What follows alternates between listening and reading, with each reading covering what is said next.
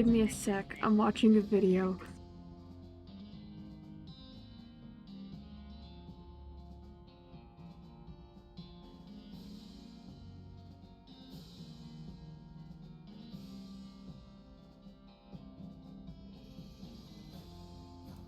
So a thing you guys don't realize is when I have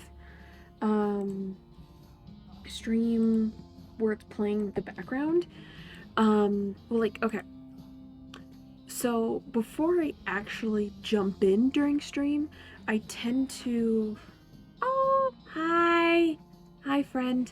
But anyways, so I tend to jump in, like before I jump in stream, I tend to actually, um, either watch videos or like watch shows or whatever I'm doing, listen to music, and prepare for stuff.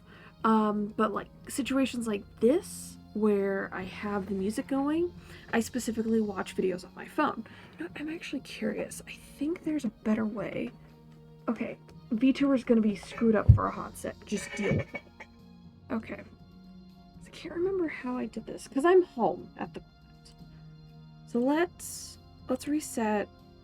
If we do, so I'm gonna be like this.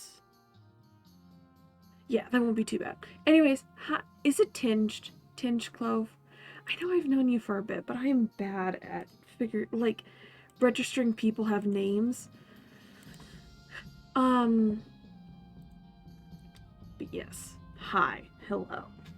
I meant, so, I'm aware I said I'd stream every day this week. The issue, Monday, I didn't feel like it. I didn't know what to do.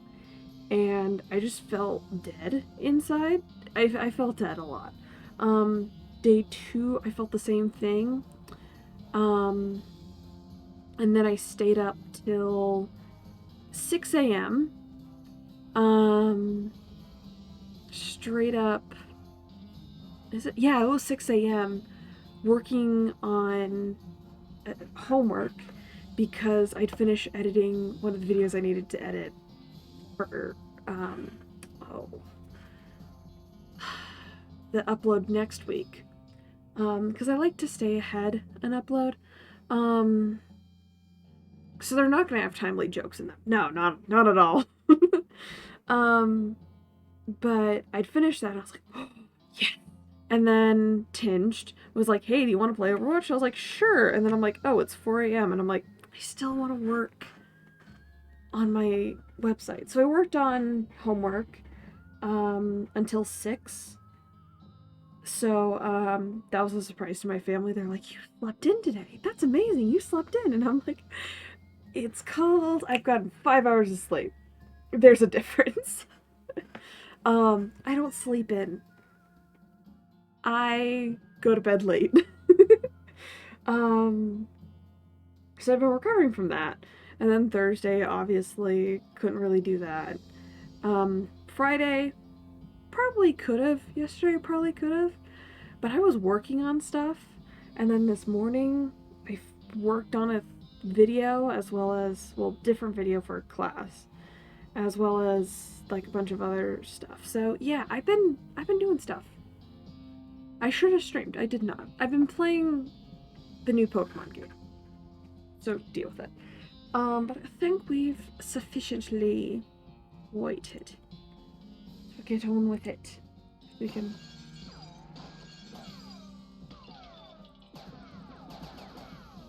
You can actually kill it, I think. Yeah. Anyways, let's continue.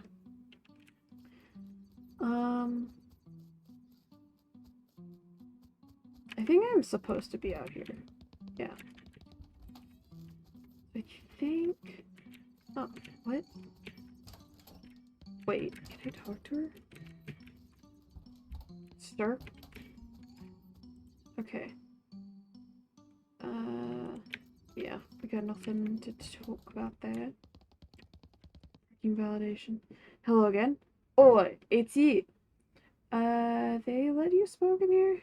Oh yeah. Can you validate my parking? Did you say you got in here and it got secured? That's right. Those don't usually take up space, so count as parked. Oh, never mind then. Oh, hey! Thanks again for rescuing me from the hedge mate. Hello. Either I never asked you what you do here, or I've already forgotten. I run this token mashing machine. If you buy one of the commemorative tokens from the other machine over there, I can put it in this machine here to roll it out flatter, and stamp it with our logo on one side and a fun picture on the other. Can I interest you in one? Sure. We can get all. Sure. Great. Great. I love running this thing. It's so satisfying. What pictures do you want in it? On it. Let's do a gun. Shotgun. Nice. That's one of Mrs. Gunn's loudest inventions, you know? Okay. No thanks. I think I have a bug in my room, but I'm not actually sure. Okay. Gotta negotiate by another. Okay. Sure. Magic rifle. Great. It has sparkles around it. That's how you know it's magical. Probably also shoots beans. But that isn't in the picture. Thanks. Want to smash another one? Maybe with a different design this time? Sure. Great. I love running this thing. So satisfying. Yeah, cool. Cool pistol. Good choice. Someday it'll make a lot of people uncomfortable if you tell them you think pistols are cool. But that's not... But not here in 1895. Thanks. No thanks. I'm off. Got that one. Read and do. Now he stands perfectly silent. Love that. Okay. So I can't remember what we're supposed to be doing. Right. She watches us exist. I don't like it. Heat now. Ah, turning the boiler solved our ice problem. My scientific hypothesis has been proven correct. I can't remember the voice I fucking gave her. But we don't have direct evidence connecting the ice to the... Don't try and pull a post-heroic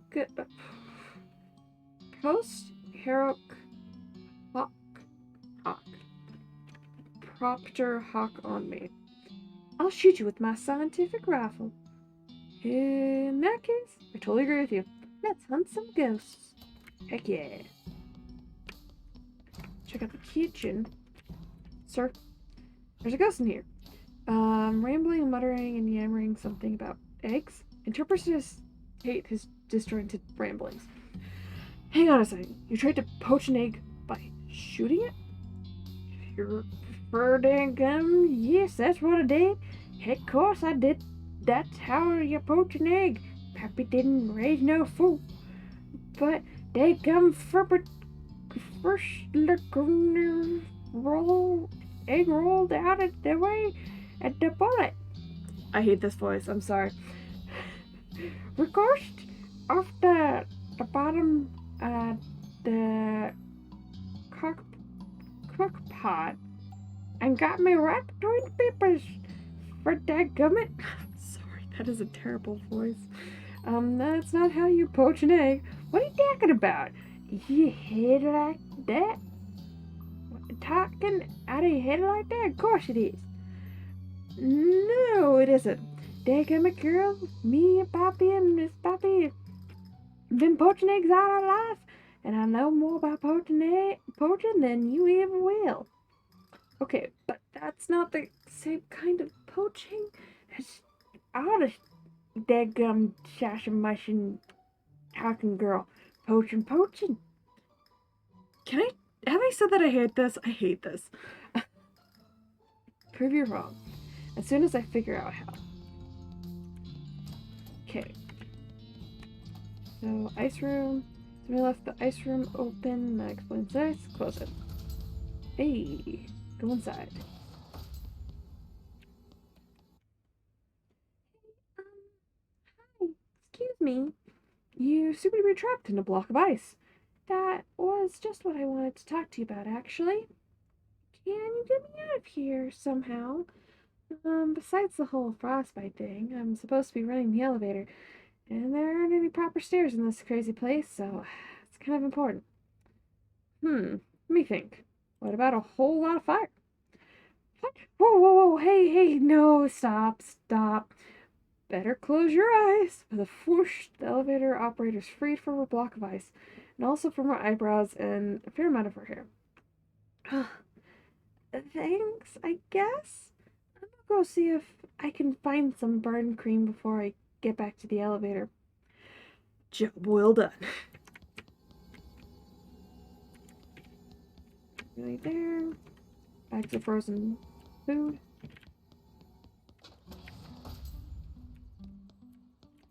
Okay. Dining room. Rack of expensive looking plates. Look close. Oh!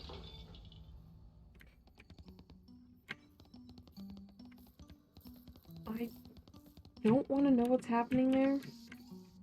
Empty dishes. Serve cart, read it. Small blowtorch.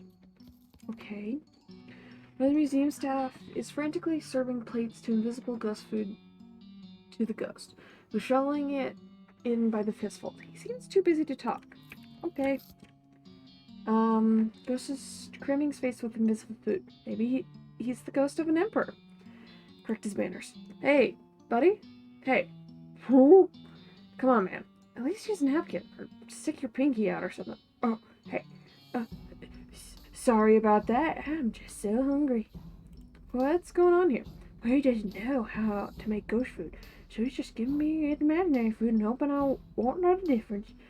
I feel kind of bad about dragging him into this mess, so I pretend to eat it to humor him. Starving. Oh, he needs some actual ghost food. Maybe I can help you out. Oh, God, yes, please. Specifically what I want is a bowl of chili. Bowl of chili without a gun in it. Okay, I'll... Wait! What? You want to crave it? I guess probably because of how I died. How did you die? Well, I was eating some chili and it had a gun in it. Did you choke? What? No, went off and shot me to death. What did... Look, all I know is I need a bowl of gunless chili in order to satisfy my hunger. Pass on to the afterlife. Okay, well, we'll see what I can do. Okay. So we've got that stuff. Parlor room. We got those two. So let's... It's... Oh, great, it's you. Welcome to the elevator. At this point, all I can do is go to the second floor. Why just the second floor? But on the third floor is missing. If you want to help, maybe you can burn down the entire manor and dig it out of the ashes. The second floor, please. Okay, so let's go all the way over here. Let's go to the library. Look, it's a terrible thing to not read. Oh, flip it and see. Ah! Oh. I got it. Come in handy if someone tells you something up in your funky walls. How to poach egg? Is that it? How to poach an egg. Dictionary. How to poach an softly pulled, used to drain bread. That's hard to believe. Wait. Mostly your brain is glaring at you, as if daring you to make a noise. As upon identical looking books with only numbers on their spines. Where does this go? Oh! Sir! This guy lying here, trapped underneath a large book. You okay under there? Shh! No talking there! Sorry. Jeez. Okay, let's investigate. No idea where to even start. Fair enough. Yeah, fair enough. Okay. Excuse me, but shh. I'm sorry, I was just shh. Okay, jeez. Is this good? I suppose it will do. Now, what is your question? Can you help me with some library? Can you help me with some library stuff? Could you perhaps be more specific? Let's do... I'm looking for some of that delicious paste. Looking for that delicious paste. That paste is for book repair, it's not for eating. Oh, please, no. Shucks. I'm thinking... with library stuff. Definition of a word. There's a dictionary over there, but regrettably, it's a few years out of date, so I won't have technocracy, secular humanism, or brunch yet. But it should be sufficient for your purposes. Great, thanks. Can you help me get a book, then? Specific topic? I'm afraid a card catalog is out. Being reorganized. Somebody sorted all the cards by number instead of by title or author, which makes it quite useless. I have to search the stacks manually. How do I get started? You find a book on a similar topic to what you're looking for. Its call number will direct you to other books of that topic. Thanks. Okay, so I'm assuming this is a place we'll have to deal with later. Check out the gallery. Page covered by sheet. Remove it. Oh. Remove it. Anyways. Teas. Bunch of teas. Hats. It's more avant-garde, I guess. Hats. Because invented so far. Love it. Stats. Oh, read it. I love that. 69. Nice. States, including Minnesota, Florida. You wonder what will get annexed next. Maybe it'll be the new Mississippi territory. Wait a minute, the stats plaque said that there are only 3 statues here. Hey, buddy, what are you doing? Look, I'm 95% certain you're a real person, not a statue. What are you up to? I'm a statue. Go away. Okay, now I'm 99% sure. Go away. What's your name? Paul. Go away. Hi, Paul. I'm Betsy. What are you doing? I'm pretending to be a statue so the ghost won't get me. Go away. You'll blow my cover. Okay, I'll see what I can do. Objection. Objection! What are you objecting to?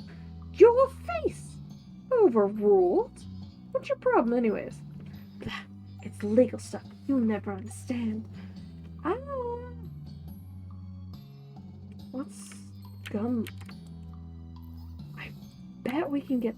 Oh! So we need the gun law, I think.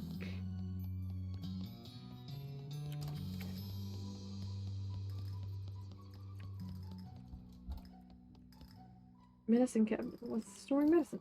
Old timey oat. Perfect. Flush it. Take that. Response. Yep. Vanity reminds you of your own vanity. Yep. You pry the biggest and most visible chunks out of your ears. What's this? It's like a normal bathtub, but the faucet is up really high and there's a curtain around it. Take the curtain. We stole a curtain, I guess. Guest rooms. Okay. Barb, therefore, so are you. Entering. Ghost clerk runs, hovers quickly over to you. No, dear, I'm sorry, but I can't let you do that. Why not? What's in there? He hasn't paid his bill, but they're forced to lock him in there until he does. I know that seems mean, but one has to take firm hand with these things. How much does he owe you? 1,000 meat. How is he supposed to get the meat to pay you if you won't let him out? It's a fair question, dear, but that's on him, I'm afraid. You should take 500. Suppose it's better than nothing. I've gotten out of him, and he seems pretty content to stay locked in there. So, all right, go into the room. One of the museum employees is sitting right here. New magazine, as you can see. Congratulate on his new freedom. Congratulations! I heard you. Huh? Free from what? Well, from being locked in this room with nothing to do except read that magazine. Aw. So you fed freed me from having an excellent excuse for not doing my crappy job. Well, you've freed me from the burden of relaxing in here instead of emptying trash cans and cleaning toilets. Great. Look, you're real here. I could just lock the door again. No, it's too late now. I'm free. Free as the wind blows. Free as my job blows. Thanks. You're welcome. He leaves, taking the chair with him. Something sick in you too. Take it out. Mostly full self-help books. Ooh. Well, if you're a teenager. Okay, so we stole a book. I love those. Somebody left their wallet in the nightstand. Take it. It's ours now. No. Okay. Blinds real, but the plot is big. Love that. Needle picking. Enter the room. Not needle picking. Painting on the wall. Painting on the country, but this painting of the countryside is nice, but there's nothing very interesting about it. Looks like the sort of thing you'll find hanging over the bed in a mid-priced hotel room. Or bed and breakfast, come to think of it. I guess it's a little weird that it's hanging over a stepladder instead of a bed. Maybe the last occupant was a really short artificionado. Take a closer look. Happy little trees. Oh hey, according to the signature, it belongs to Darius Clegg. Never heard of him. You know, now that you're looking closely at it, it seems like the painting is sticking out from the wall more than you would expect. Take it off the wall.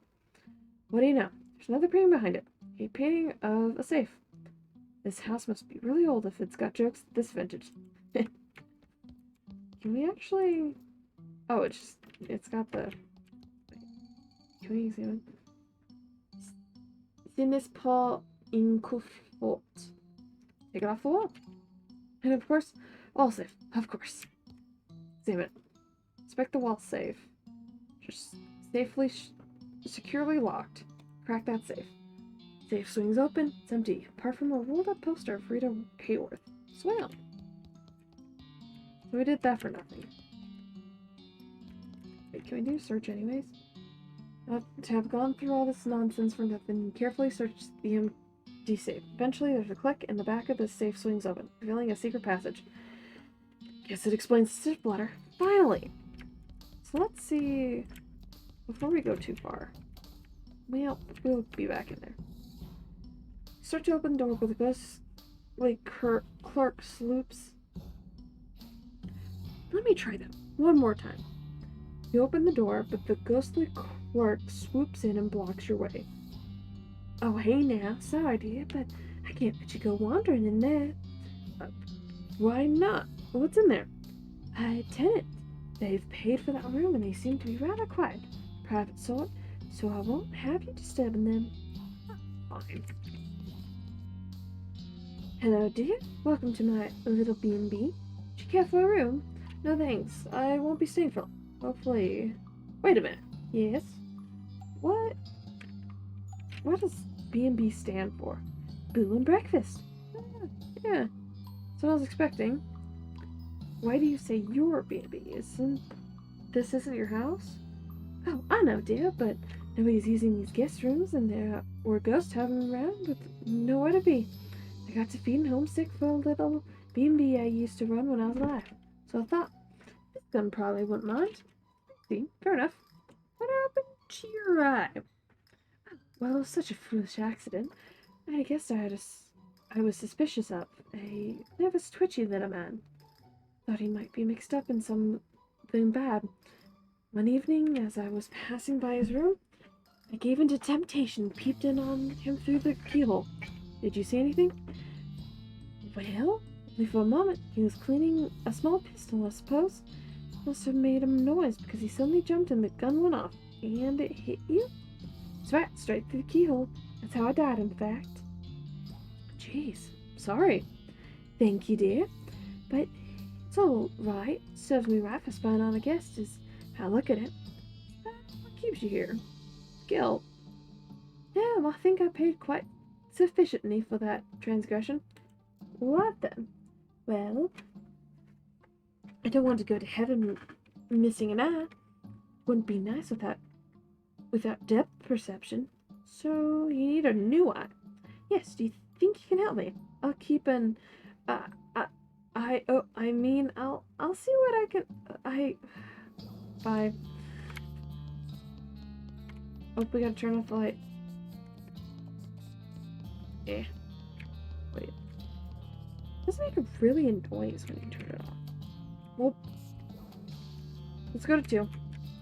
Go through. Sunk it. So it is. Good one. Happy you think so. Holophone's nature of so and so certainly is ripe for puns, yeah? Is that so? Yes. Very good. Very fine. Listen, are you going to loot this container or what? Why so serious? Well, you're kind of driving the jokes into ground now, and it's getting really tiresome. Not really tiresome, only so-so. Just, come on. This totally stop being funny. Is that so? Yes. Yes, it is. Are you just not want what's in this? I do want what it is. I want it. I want it so bad. Look, Betsy, you're starting to get on my nerves now. So what? So what? Is that there's an item in there here that you need for progression? At this point, I'm sorely tempted to not give it to you. So don't give it to me then. Okay. Oh god, just take it, okay? Take it. Get the heck out of the script. Got an elevator button. Thank you so much. Please just blink. Oh, wait. Okay, I guess we're here now. Hello there. Are you here to laugh at me? No, not at all. I wouldn't do that. No, of course you would. Nobody ever laughs. Never make a single perfect person laugh in my career. That's a left turn I wasn't expecting. What was your career? Used to design gigs and novelties. I was terrible at my job. Couldn't come up with a single novel idea. This conversation seems oddly familiar. See, even my very presence is unoriginal. You're just being too hard on yourself. I bet you invented all kinds of good stuff. Best invention was fake vomit. That looks like fake vomit. But surprise, it's real. That's the one that got me fired. How did you die? I was working on a new invention, exploding cigar. Thought it would be pretty good. You light a cigar and it's fine for a second, but suddenly it goes off with a bang. You jump in surprise and everyone laughs because you nearly had a heart attack. Funny, right? Sure. Snagging the development, though. What happened? Well, I figured I'd use gunpowder for the explosion. Can buy it already packed in these little brass cartridges, so it seemed convenient.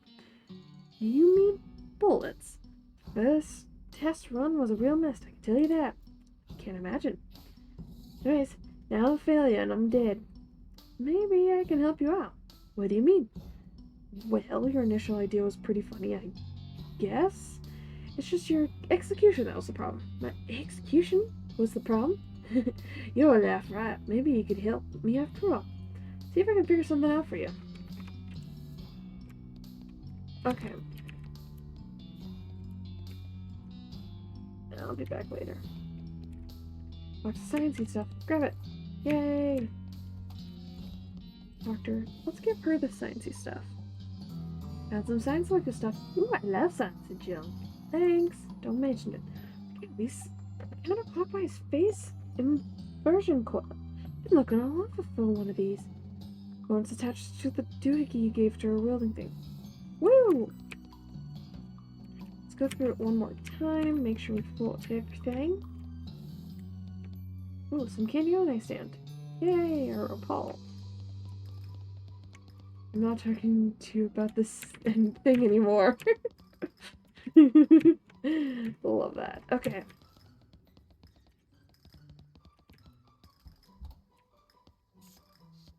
Okay.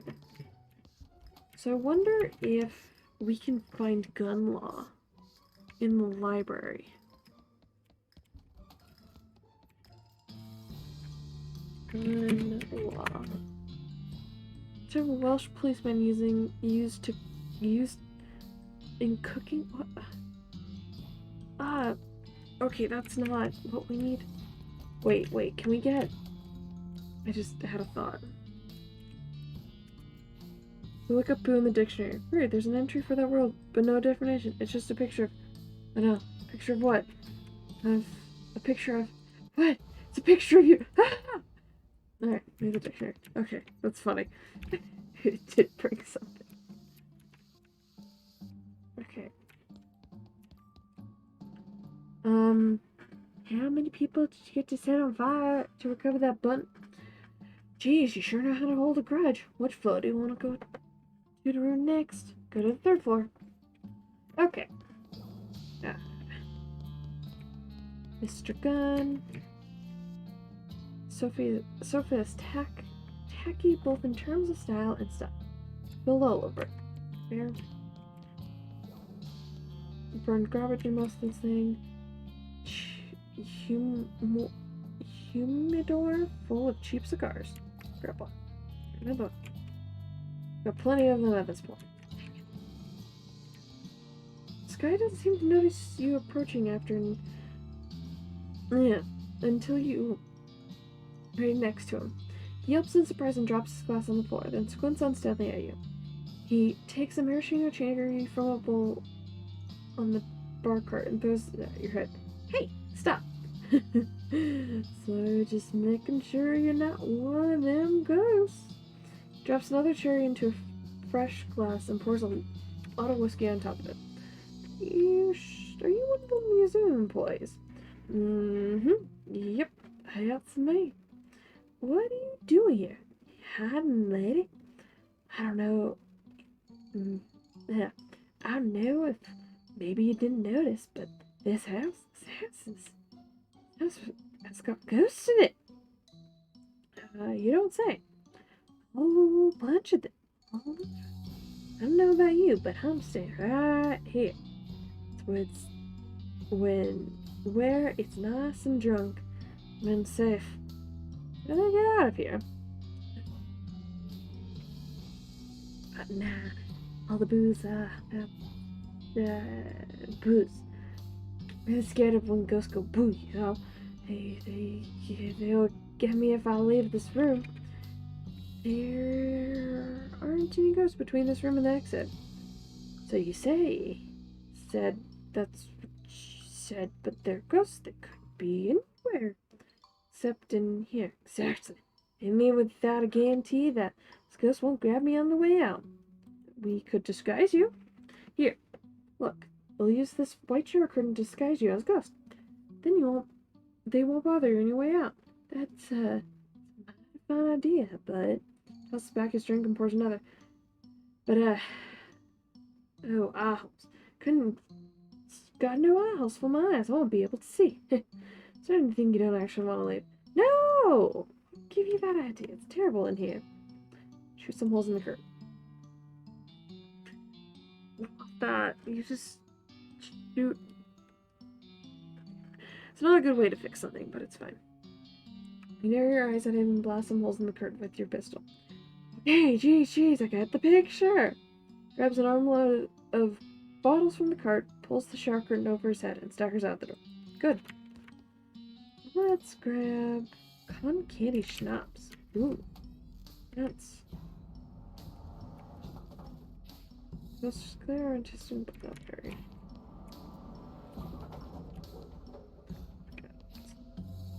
Let's see. I think we got to fix it. Okay. 13 damage. Ooh, mysticality. We're low on mysticality, I think. Yeah. I'll at least put us in somewhat even records. I can either...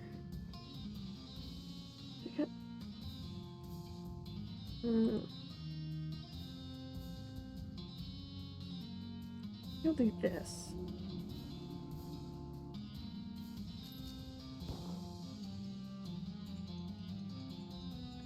Like, I think as long as they do the damage, I can just do that.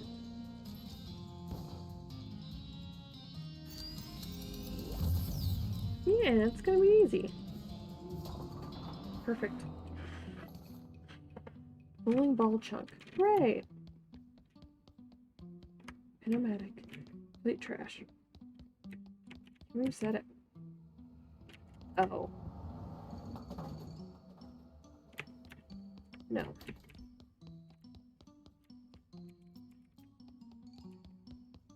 let's see. Is there anything in here? That's a duck. Never meet a live duck this big. Fair. He looks a little bit more angry than I'd like as well, so I don't know. Is that Rocky? With the moose's eyes is loose. Take it. Glass eye. Remove the tag. Wait. So many polyesters died just to create one like this.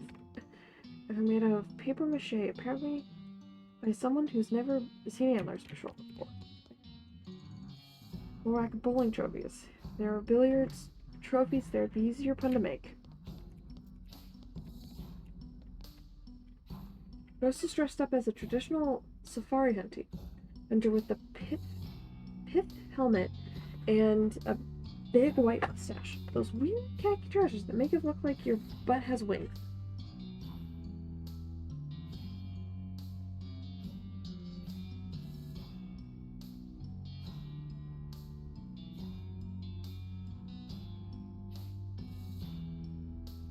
I'm trying to think what they would look like. What would they flippin' look like? I don't know. He's inspecting Mr. Gunn's trophy collection, but doesn't seem particularly interested. I am Betsy Duty. Oh, charm, Domsher, Lord Eston Camden. Your service. What happened to you, if you don't mind me asking? No, not at all. Thought it wasn't a very exciting story. What? I was hunting lions at the plains of the Spaghetti. One of the blighters got the better of me. Wow, you hit by a lion? Sounds pretty exciting to me. Yes, well, not neat as such. Sneaky bugger crept in to camp and pushed a stack of ammunition crates over on me. Maybe I can help you. Help me do what? Well, help you with whatever's keeping you as a ghost. Though now that I say it, I guess there isn't much I can do to help you to get revenge on that lion. Oh, no, it isn't revenge that's keeping me here. God for that lion, I say. Turns out it's fair play and all that, what? Though I do wish he'd done it in a manner that made for a better story. There you go, then. Because of my true one regret. Never faced the most dangerous game. Definitely not going to help you hunt people. What? No. Most dangerous board game. Nobody's ever willing to play against me. A bully shame. What's the game? He leads you over to a small table which is laid out board of alternate red and black squares with little wooden discs painted red and black as well. Checkers? Checkers jump and scatter as the board ghost stabs two large hunting knives into the center of the board. Now, checkers. What's the rules? Do you know how to play ghost checkers? Yes. Do you know how to stab someone in the hand with a knife? Yeah? All you need to know, really. Alright, I'll play. Yank one of the knives out of the board, and Lord Esselton instructs you to hold it left-handed. The rules are, you may only attack your opponent's hands, and only when they are over the board. Displaced checkers are played from where they land, but attacking the board directly is foul. Awards the opponent a stab for each turn. Appears to be a primary game of concentration, quick movements, and feinting. Play aggressively. Start out the game by attacking quickly and fiercely. Savage dominance. Keep your opponent from developing his pieces. Strategy is somewhat effective, but Lord Essington doesn't scare easily. He manages to feint a few pieces past your guard. Enter the mid-game more or less evenly matched. Okay, let's play intelligently. In the mid-game, you focus more on the checkers than your knife work, maneuvering into the position of some big gains at the long term. You suffer a few minor nicks and cuts, but are well positioned for the endgame. Play craftily. Arnesilton spots a hole in your defenses. He feints left, then quickly slides one of his pieces into the gaps and into your trap. This moment, his hand into just the position you need to attack it with a hard downward step. He usually yanks his hand out of the way, and your knife hits one of your pieces on its edge, flipping it across the board to land neatly in his back rank. King me. I say, it's quite foul to attack the board. Sure, but I wasn't, was I? I attacked your hand and you dodged. That's all. You sneaky blighter. Play continues, but as a king behind Lord Essington's line, you clean it fairly quickly. All right, lass, I can see. Marvelous play, well done. Gives you a smart salute and fades away into nothing. Woo! Tell this is fake, but it does. You can hear him humming.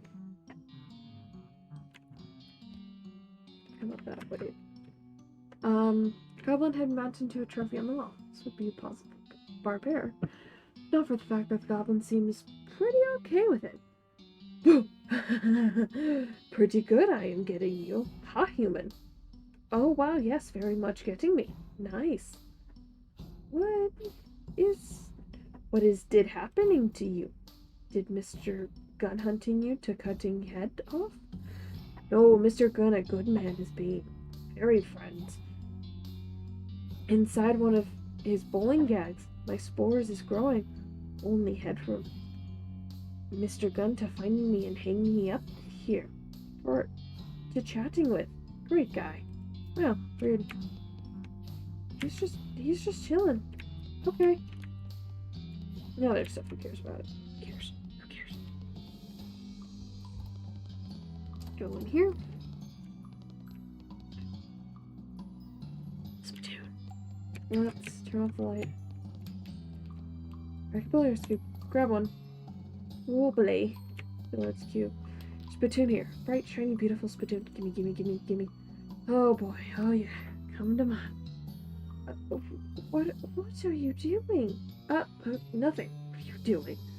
Looking at someone who's kneeling next to a spittoon with an apparent intention to sticking a whole entire face into it. Dive in. Jamie handed the spittoon up to the shoulder and find nothing. Brass bucket is shiny and cleaned outside and in. Clean as the day I was born. Museum staff must have washed out. Looks brand new. Why are you crying? No, I'm fine. Crying. Okay, well, I'll just be over here. Whatever you're done lying on the ground in field position, hugging a spittoon. Fine. You know what? Yeah, sad. Wait, trapdoor in the ceiling right over here. Too bad you're at like 11 feet tall. Hi there. How's it going? I ain't interested in chit-chat, gal. Just billiards. Shh. Step up or shut up. Challenge him to a game. Pull out your cue and the ghost nods and racks the ball. He utterly trances you. You can't seem to make the balls go where you intended. That was just sad for showing. That was a sad showing they'd ever seen. That's what the words were saying. It's fine. Let me see your key. Well, that's your problem. That thing's about as straight as a banker's handshake. What? Gonna need to lay that back to true if you want a chance against me. Slave, huh? Okay.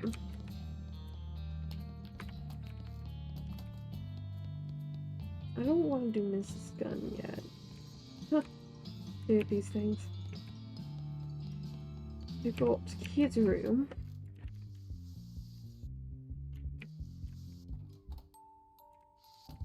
Wait, full baby supplies you don't understand, like swaddling clothes and a teething soap. Composition painting bad in every way. Painter's been comprehensively, enthusiastically invalid. Oh hey! Stuff will be perfect for making a silencer. Sorry, Teddy. It's for a greater good. A lot of stuffing. This is where the creepy music is coming from.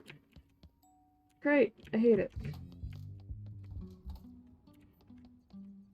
Toy box. Who knows what horror contains? Let's find out. Stuffed gun. Yes, less macabre than you were expecting. Wooden box with letters on them. Playable. Anyways. 3.5 poster bed. This guy with a frozen smile on his face and... wait. This guy has a smile frozen on his face and his eyes dart around in panic as he pretends to sip tea.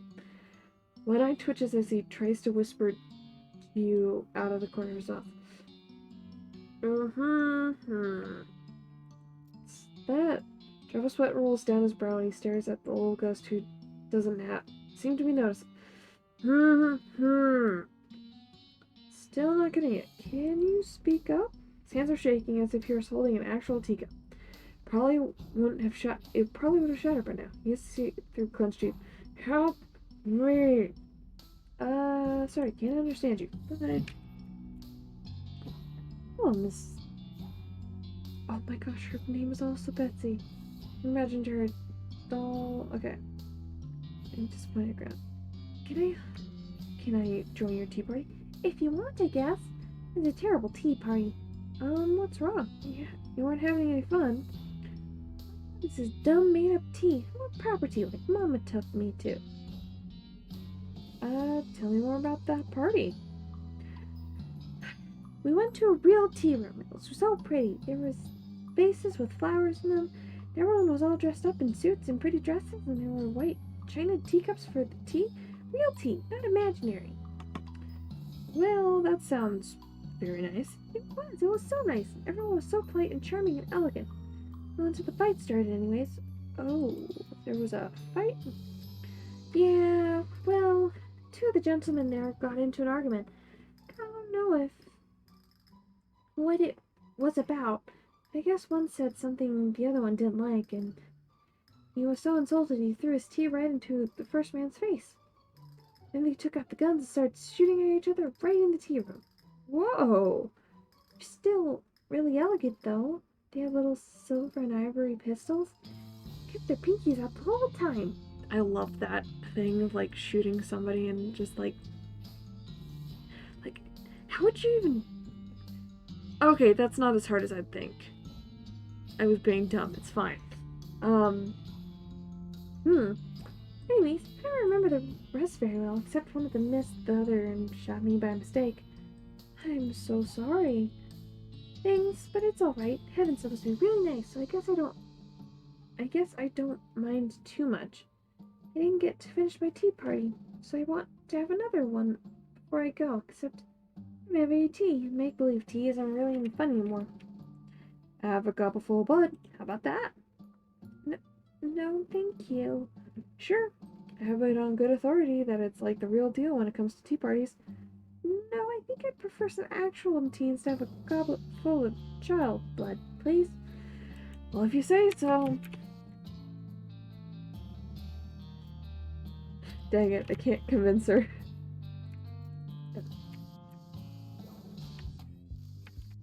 You gotta be funny. Chalkboard, write something. Why would you write that? Set yourself up a bit. A new wound poster. In the corner's loose. See what's behind it. I love these. Armor's full. School will put some other clothes that could not fit you, even if they wanted. Let's see. Brought a book under the bed. Take a look. Fun law. Rules of parlor games. Ooh. Like it. Gun law. Science stuff. Ooh. Everyone has been slacking on their geometry homework. Tisk tisk. Do for them. Take the book with you and do the assignment later. Let's watch music. I need to away from the cylinder and hide the handle away. It's good music. So I don't think we want to read that book yet. Stone mine. How adorable! But look at all the little miners and mine carts and mine shafts and bowls of mine straw. What's that? Tiny stick of dynamite. That is adorable. Okay. Change it to not need natural light. So now it's an unflower. It doesn't seem to be interested in anything other than cranky that hurdy-gurdy. Disconnect the crank. You deftly disconnect the crank from the hurdy-gurdy without alerting the woman's attention. Turns out you needn't... Sorry, that was probably really loud. I was getting a drink. Alright. It turns out you needn't have bothered. She continued to turn the crank, blank-eyed and even with nothing attached. Go one of the cranks and pull her, very slowly, to the gift shop. You find a Victrola to plug her into. Problem solved? Sure. Let's go back in. Because how did that just transport us into a whole new area? But okay. Musty, decayed pile of old music books. Face them. Dueling banjos. Reachable shape. Okay. It's bassoon, and you know what they say. It makes an ass out of N and what? Boo! I think I've gotten all the jump scares. Music on the piano. Grab it. Play dueling banjos. I can't play dueling banjos by myself, but I don't have enough arms. Lawrence? Sorry, I only play the bagpipes and not very well. If it isn't bagpipe, what do you do? How about you, Alice? No thanks. I'm busy. Doing what? Drinking. Not playing the piano. You guys are no fun. It's the ghost of an orchestra conductor, unless he's a ghost of someone pretending to be an orchestra conductor. Either he's very agitated about something, or he's conducting Flight of the Bumblebees. I wish it was Fight of the Bumblebees, because that would have been hilarious. Gosh, it's so bright. Okay.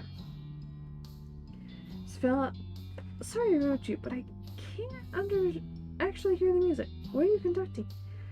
It's the finale of the year of 1812, Solemn Overture by Stravinsky. Oh, the 1812 Overture.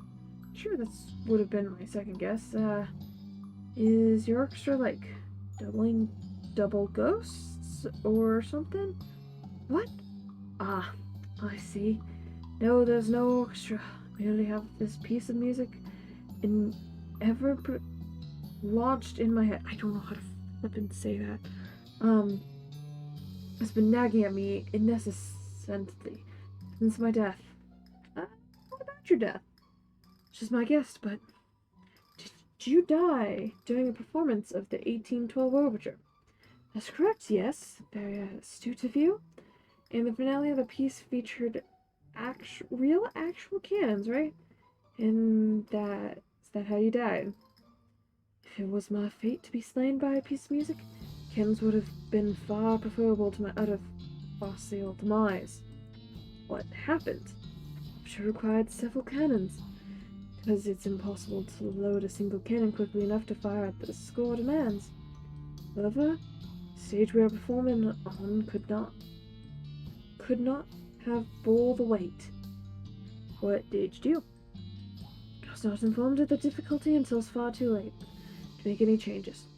It transpired that the stage manager decided it would be sufficient to give a box of bullets to the tuba player. You were shot by a tuba. I was shot, as you say, by a tuba.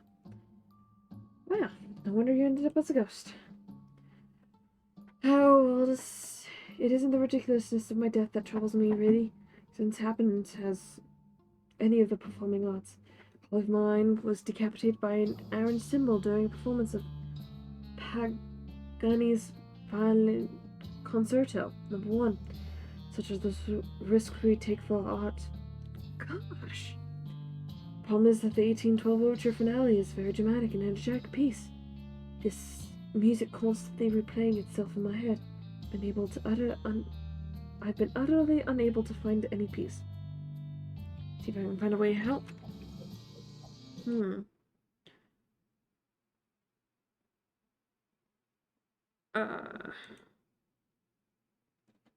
Checking to see if there's anything worth.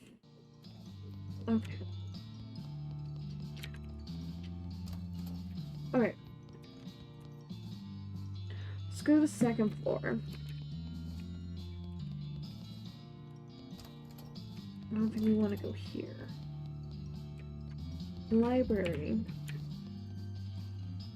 Talk to her. Oh. Oh, I said I'm wondering how you died. I was wondering how you died. It's not too personal a question. I was caught in the crossfire in a library shootout. Wow, what happened? A pair of ruffians got into a heated argument over the comparative merits of Anton Chekhov versus Henry Eisman. And when they started shooting, I attempted to step in and stop them. Simply want to hide gunfire in my library. It's far too loud. Only objection? Noise? It's quite sufficient. Won't tolerate any noise of any stripe, and certainly not gunfire. Eisman versus Chekhov. Huh. What's the point of concentration? I don't recall the particulars. Just remember that Chekhov fan shouting, remember that gun I showed you in Act 1? Well, opening fire. The noise was dreadful. Yes, it took me that long to understand the joke. Well, I'll see what I can do. Okay. So, let's investigate. 2 books you picked out. Fun Law and Dueling Banjos. They go in different shelves, so you can do them both at once. Can't do them both at once. Let's do Fun Law. Bases come locked. I'm going to take this as a shot. Let's do this one. Dual Law. Huh. So wonder... This book is an overview of the laws regarding guns, which is even at this point. Sense. Yeah, time to dispense some justice. Let's...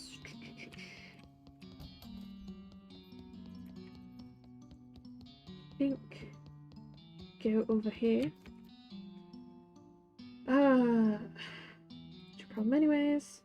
In fact, I think you'll find quite the conversation at the finer points of our justice system, particularly as it pertains to guns and guns-related activity. Horseradish! You old trousers and no briefs. Oh, yeah? Well, just try me, smart lady. Shh. Fine. Obviously, you're not going to leave me alone. So I'll just ask you questions. I'm Betsy Duty, speaking for the record. State your name, occupation. Cause of death. Felicity Wainwright. Defense attorney. Lost a court-approved trial by combat. What? Trial by combat has been outlawed for like 15 years. You do understand that ghosts don't visibly age as time passes, right? Right. So your client calls for trial by combat, which means you and your prosecutor had to face it off in a duel? That's correct. And you lost. Are you acting dumb to try and throw me off guard? Throw the question. Are you sick as a ghost? Because although trial by combat was already well out of fashion at the time, it was still a valid, gosh, my brain was not reading that, valid legal resource. I should have been prepared for the possibility, but I wasn't. Lack of training results in an innocent man being executed for murder. Oof. How was he executed? Hanging, I assume. Obviously, I wasn't around to see it. So, to reach you, I need to prove that the loss wasn't your fault. The trial duel was really fair and above board. There's no chance of there having been a foul play on the prosecutor's part. Loss was my own. then I'd have to prove your client was actually guilty, and therefore your feelings and responsibility are misplaced. Think you know a thing or two about the law? Why'd you tell me the first rule of being a defense attorney?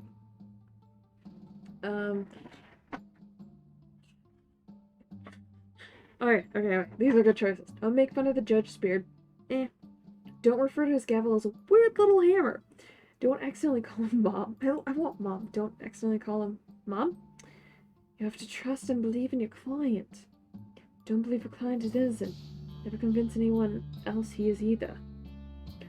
So, if I had to convince you he is guilty, have to uphill fight, girl. You are essentially playing prosecutor here. Alright, tell me about the case.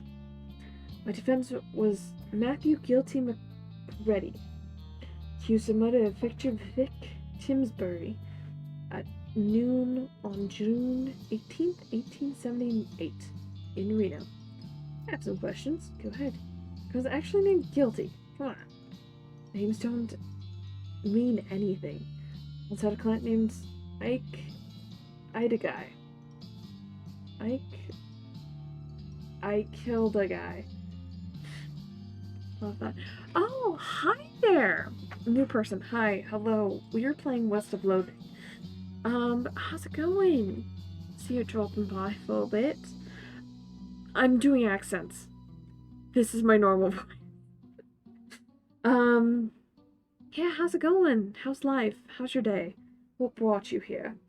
For someone's actual legal name, sure, but nicknames are actually given with some sort of basis. Never meet a real tall guy called Tiny or a fat cold guy called Slim. Arguably, nickname Guilty would reinforce my client's innocence. That's totally absurd. I'll let it rest for now. I'm doing good. Playing the game, and I've got a message saying I am streaming.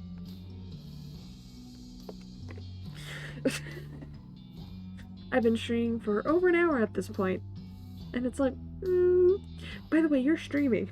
Yes, I'm aware. Anyways, let me ask you something else. Go ahead. What's the cause of the death? Timsbury was shot through the heart with a .45 caliber revolver. And did McReady own such a gun? Yes, he was holding it at the time, and subsequently examined showed it had been recently fired. Are you messing with me? Any further questions? Yes, I do have some more questions, yeah. Go ahead. This was at noon, precisely. Yes, that was confirmed by witnesses. Also, McReady owned a fancy poker watch that chimed on the hour. There were witnesses, about half a dozen of them. Pretty sure there's something you aren't telling me. I'm obliged to play my hand face up, Miss Prosecutor. Well then, go ahead. Hang on a second. Draw with a pistol in front of witness at exact noon. Was this a duel? So you can add 2 plus 2 after all. Well done. Okay, well, I know about all the kinds of guns laws, so I should be fine when it comes to duels. Book I read was pretty thorough. Oh? Why don't you quote me on the relevant passage then? Sure. The issues surrounding duel laws are complex and cannot be properly addressed in brief, and so I refer to the next volume of the series for discussion of this topic. Well, nuts. Guess I'll come back later. We can read that. Because we've got it already.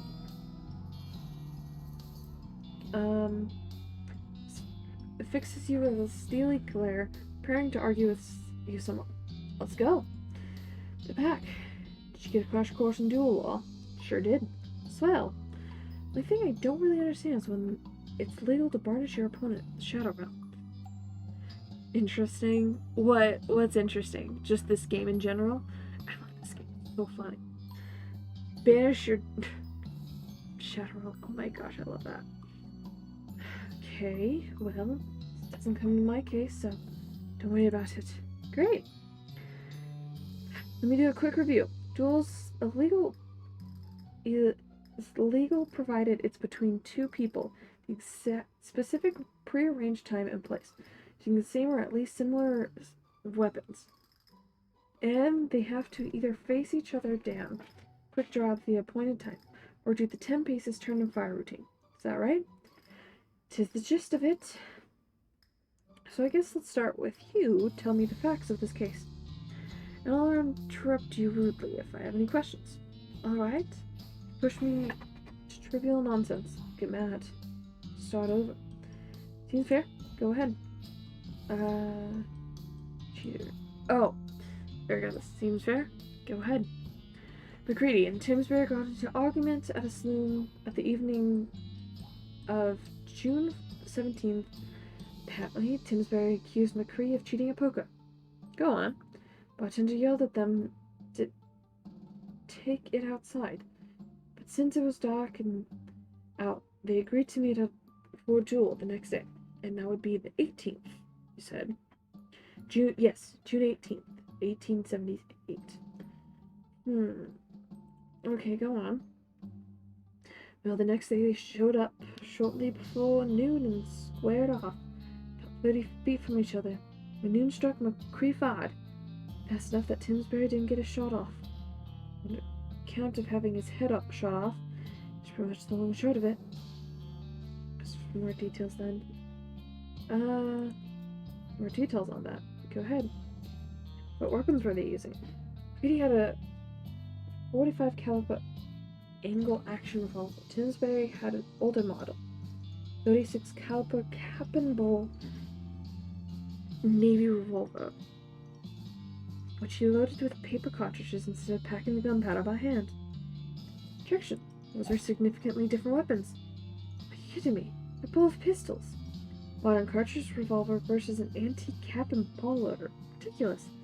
That antique was in production until 1873. It's considered one of the most reliable and popular 6-shooters in territories.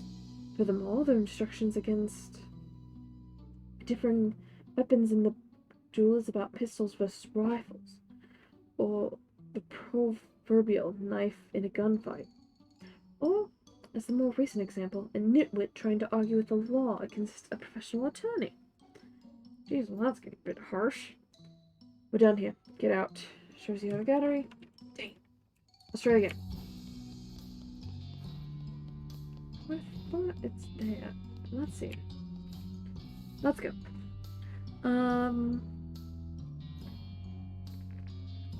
Seems probably gonna be long. Yeah. Let's do. I have some questions on this. Shoot.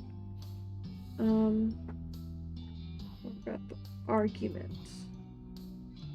There isn't much to tell. The other player in the game had already been folded their hands in the round, so we're paying very much attention.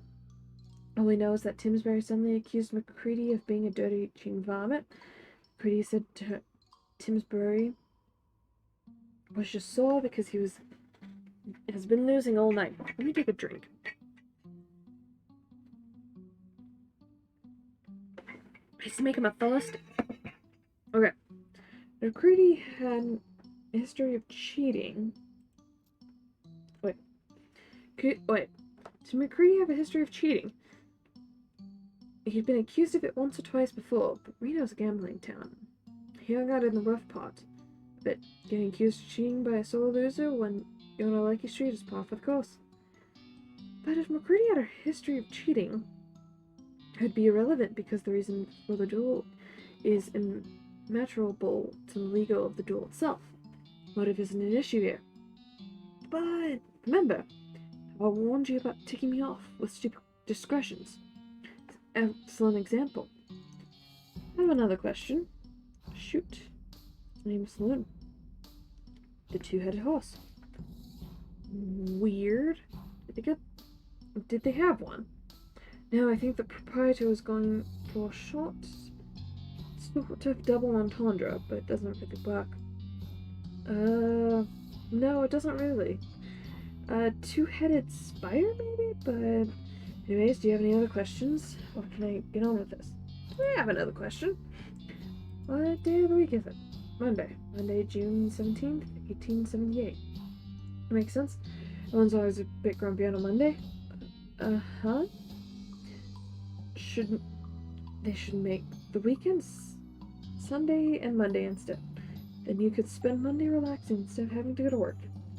And whatever. Judy, do you have any questions? Yeah, I want to ask something else. Never mind. Actually, what happened? Bartender yelled at them to take it outside, but instead it was dark out. Meet for a duel next day. This question. Why didn't they just fight right then and there? Because it was dark. You can't have a gunfight in the dark. No, I get that, but they could have just had a regular old fist fight. They're mad enough to shoot each other to death. Or not punch each other. Well, without getting too psychoanalytical, these guys are gunfighters. I mean, they counted that as a significant part of their identity. Fighting without guns is just not part of their wheelhouse. Considered it a waste of their time and talents. Like asking a fancy French chef to make you a grilled cheese sandwich. Let me ask you something else. What? Why did they just not fight? What? Well, a fight breaks out in a given moment. It's one thing, but they cool off enough to schedule a meeting for the next day. Just go through with it? Card game is a heck of a thing to get killed over. It's all or nothing, I suppose. That and they're each confident that it would be the one getting killed. Yes, it's dumb. It's also extremely immaterial. Toxic definitions of masculinity and general lawlessness of the frontier were. No, it's on trial here. Fair enough. Maybe something else. Did they set a specific time for the duel? Yes. High noon. Figures. Why is it always high noon? Tradition, I suppose, and since the sun is in its highest point in the sky, everything looks brightly lit and there are tiny shadows, so it's good for gunfighting.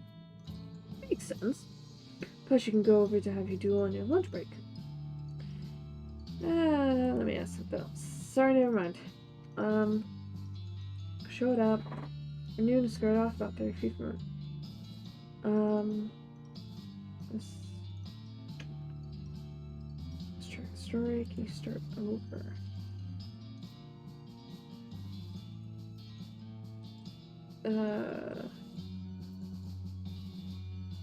Cheating. Extremely relevant. What the?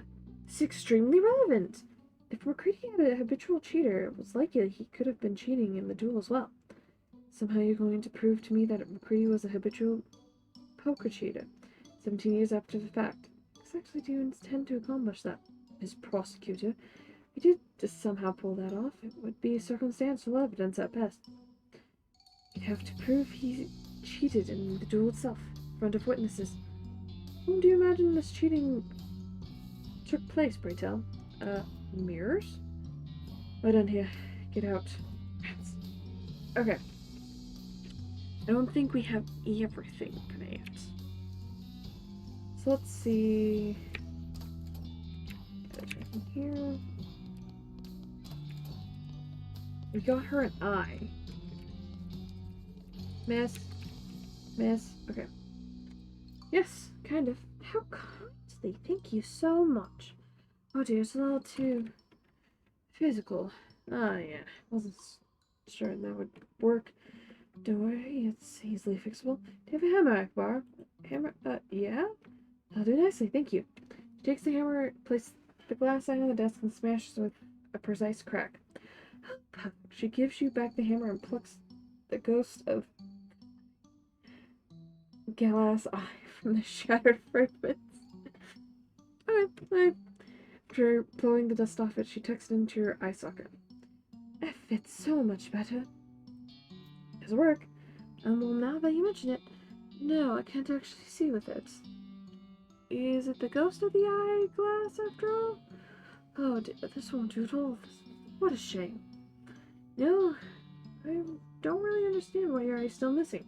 I mean, well, I always assume when someone loses an arm or something, it just sticks around as an arm ghost. But people say they can feel it itching sometimes because you've got an arm there. It's ghost even called phantom limb syndrome, so logically, if the rest of you becomes a ghost after that, look right back up. But then, where did my eye go? You got pushed back inside your head? No, that seems... Wait, what? I think I do feel something just then. My goodness gracious. Keep going. One of those puzzles where you have to try and get the marble in the hole. She bends her head forward and continues shaking it. You can almost hear a faint rattle around, and then whoop, she straightens back up and blinking with two eyes. You did it! Well, Abby, thank you so much, dear. Never could have thought of it. Ah, no problem. Just next time to in heaven or whatever. Well, that's that then. Him. Anything else? Oh. What other novelties did you invent? Tried to make an ultra-realistic stick bomb using pure methane gas. Turns out pure methane is actually odorless. And if isn't my fault smell bad. So it's extremely flammable. Anything else? You know those fortune-telling fish? And the little cellophane things that curl up in your hands to predict the future? Sure. I know how it happened, but I was 100% accurate. It's always terrible news. Anything else? To perform a classic rubber duck. Let me guess. Not rubber? Good guess. Anything else? Glass that made you see through people's clothes. Wow. Right down to the skeletons.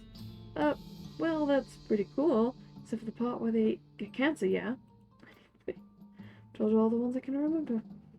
Can tell you them again if you want. No thanks.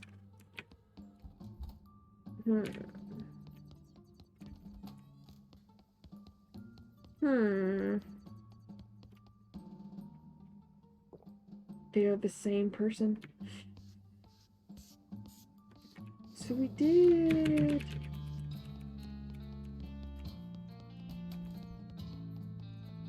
Oh, I wonder if we need the silencer for her. Let's go to the first floor. And then let's go down to the sailor.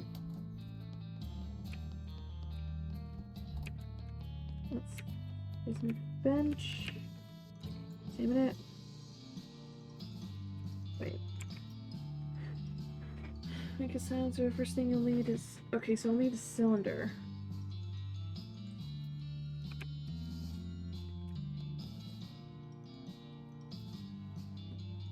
Then the bench here. Look at that.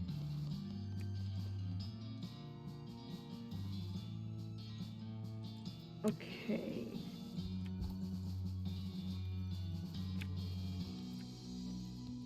Nothing was in there.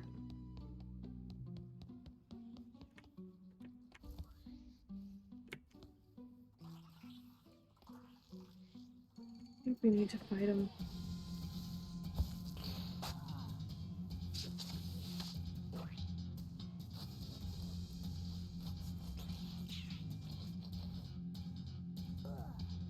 Okay. I think...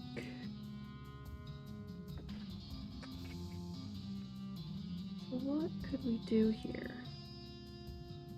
So I think shooting Annie would be a good idea. Fan hammer, I feel like it's just too much. We can get...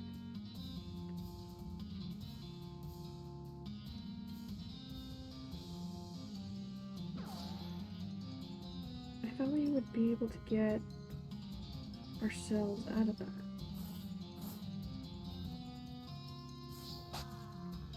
Dear Lord. Just do a dance, just do... And we're dead. Okay. Knocked out, also in.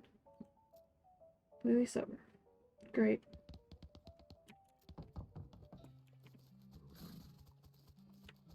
Go back here.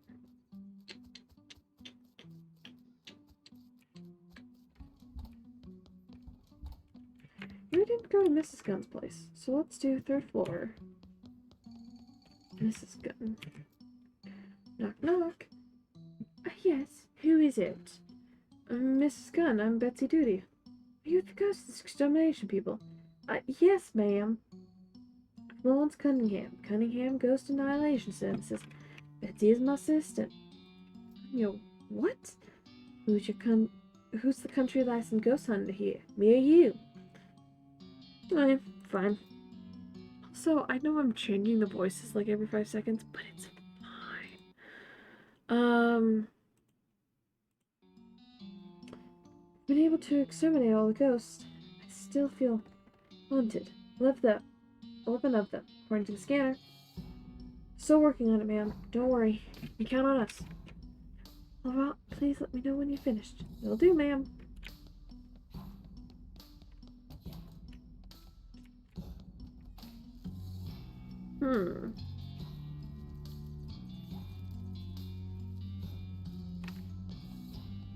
We're Trevor Boy, we might have something for him.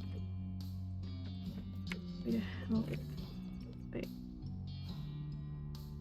This one. I need peace.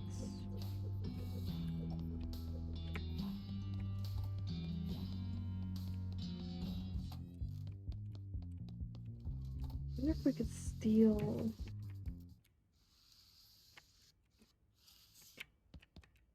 Is there really nothing else we can do? Because I think we did everything in the one thing. Oh, transcribe it. Okay, let's see. I don't like that. No.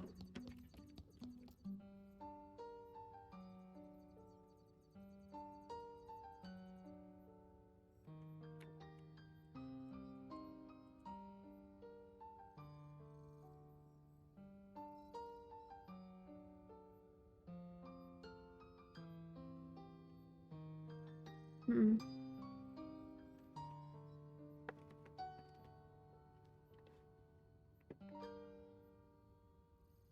And he's gone. Yay! Soothing. Okay. So...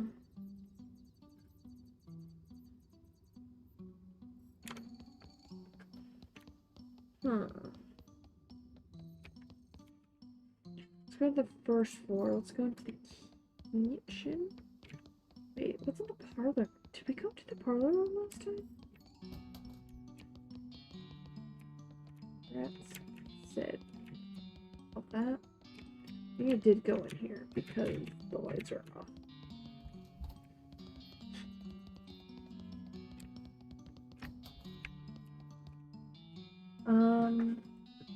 Eventually, somehow.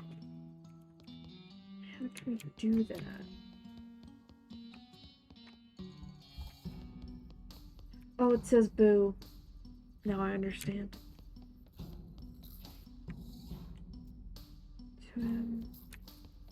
Still working on it.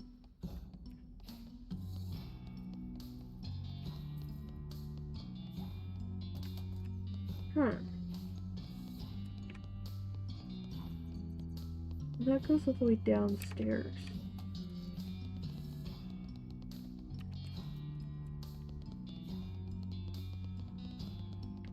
Can't go too far. When was that thing?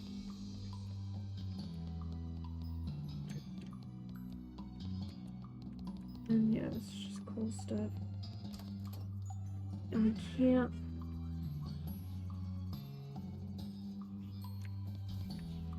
Let's see, can we?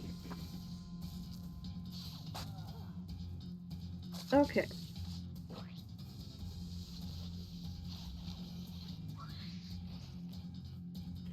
So I wonder if we did all...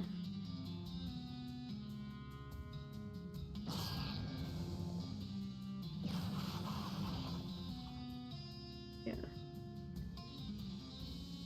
Because we don't use this stuff. Old stick of dynamite. Oh, it deals more damage.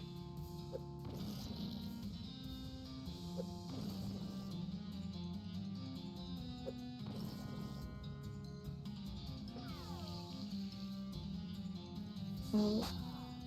Oh, I made a mistake. We can do this, though. We can do this. I know we can. Also, we got this. So we do... Okay. Yeah, they're gonna kill Atlas.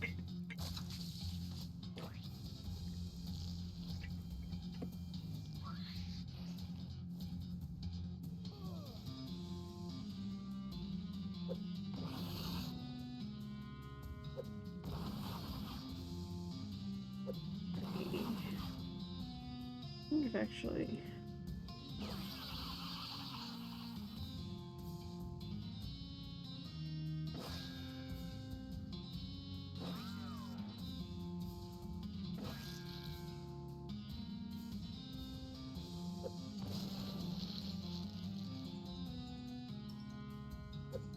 It's gonna be like all off camera type of situation.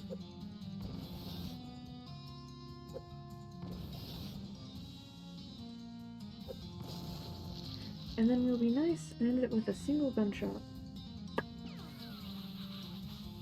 Done.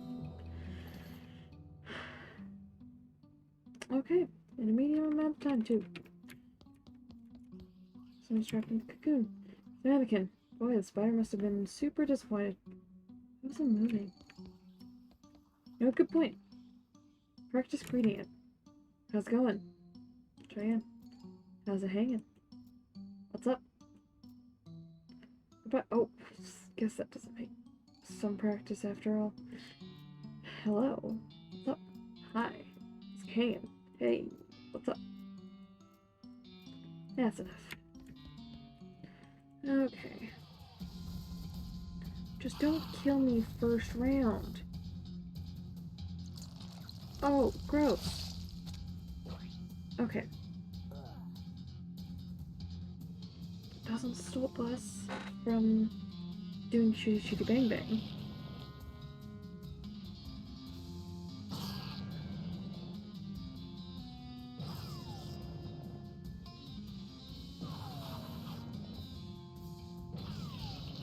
This is gonna be easy.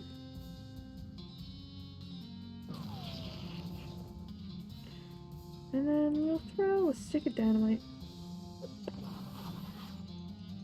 And then we'll shoot him. We win.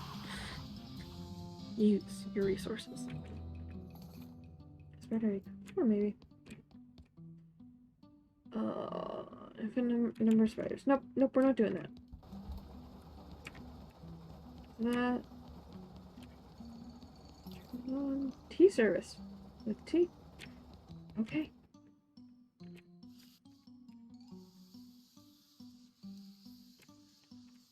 Oh. Interesting. Because, yeah, we have nothing else in the hedge maze.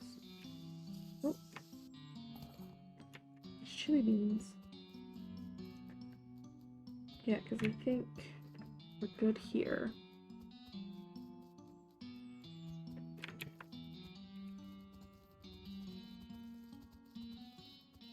So we've got tea. So let's go to the third floor and take care of the kid.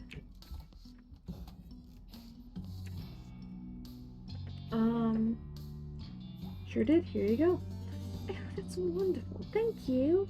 She serves the tea, and the four of you. Okay, well, not the doll. Sips it from your pinkies, extend in gentile fashion? Sure. Then with a giggle wave, she fades away. Rest in peace, kiddo. Thank God, I thought it would never be over. Look at me. I'm shaking like a leaf. Kind of freaky situation, huh?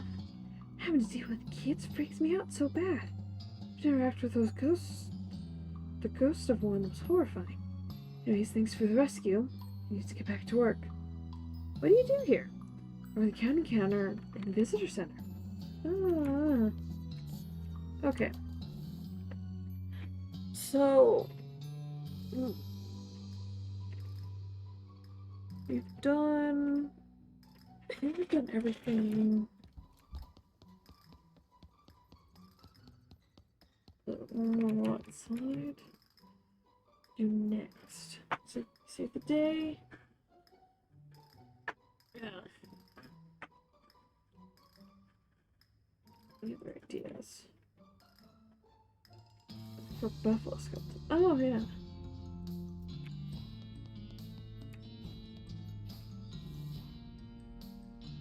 Found something for you. Don't mention it. It's medicinal gas. Okay. 4 left on the first floor, 3 on the second, 2 on the third. Okay. So 3 on the second, 2 on the third.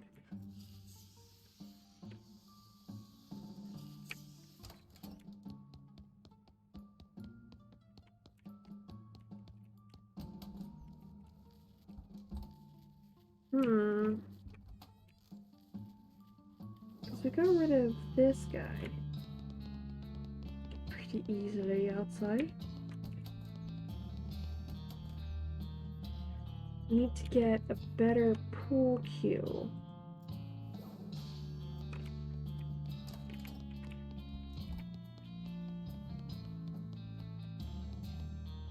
Let's go second floor for now. Because here...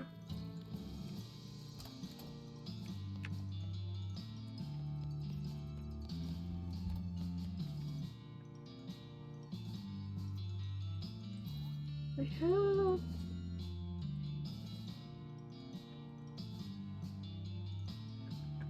That's funny.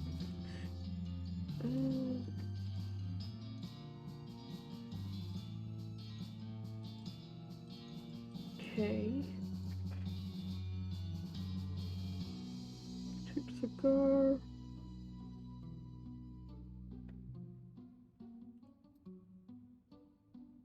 Stump up. Gross. Oh, got snake oiler. So maybe a child fun to make snake oil in future. Fair enough.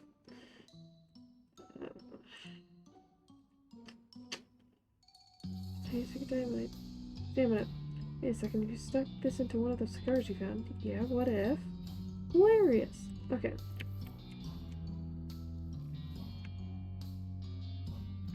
Ah, I think this is what you're looking for. It's an exploding cigar. Did I go I wouldn't do an accent there. Oh, is this what you're looking for? It's an exploding cigar. Did I freaking find a Scottish accent in me? Wait. Oh, hope. Cigar isn't just a cigar, just this time. And I lost it already. It's fine. What did you use for the explosive? Found a small firecracker. Just big enough to blow up the cigar without also blowing up someone else's face. Without the, violent lead projectile. You're a genius. Need to see it in action so I can finally rest. Light it up.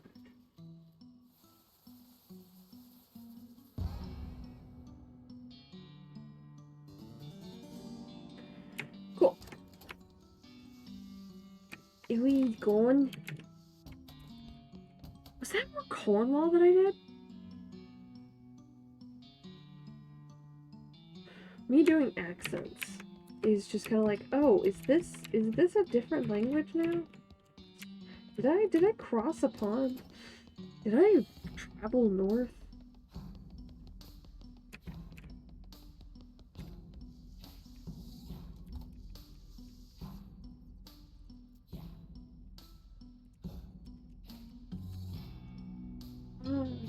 Type of musical gadget used in surgery.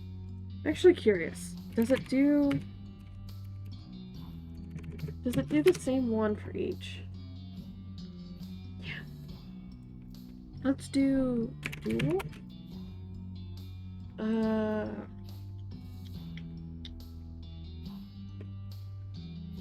Check.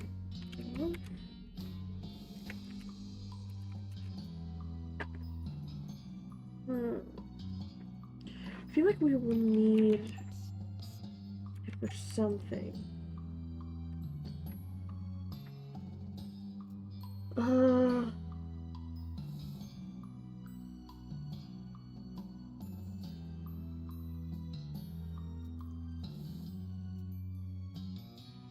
Some library stuff. Just paste.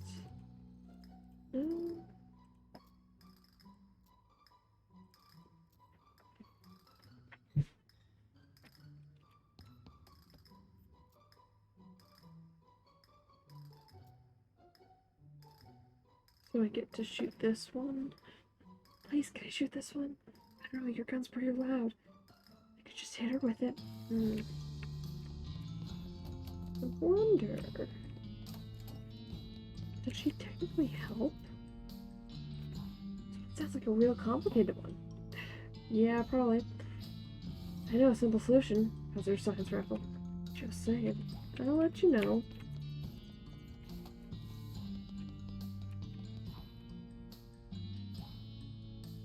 We'll go to the first floor. I feel like we should know.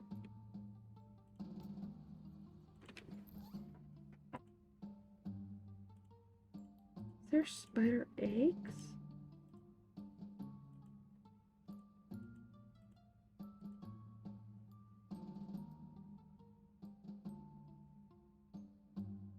It got an end. It got an end U light. You're just checking. Huh.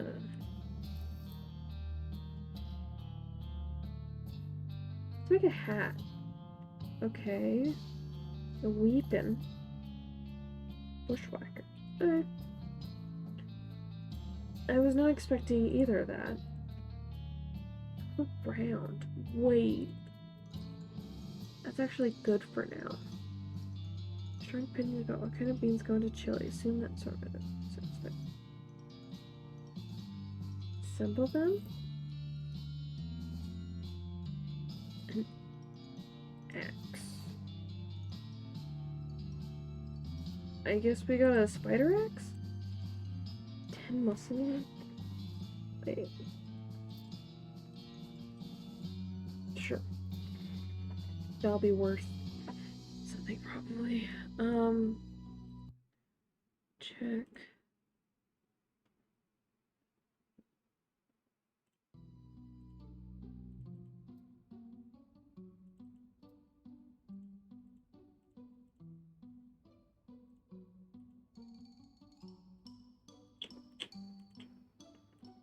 Client.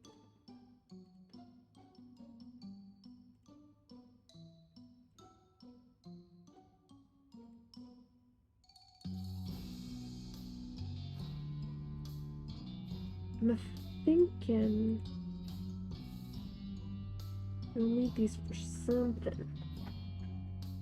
Gravedigger's fossil.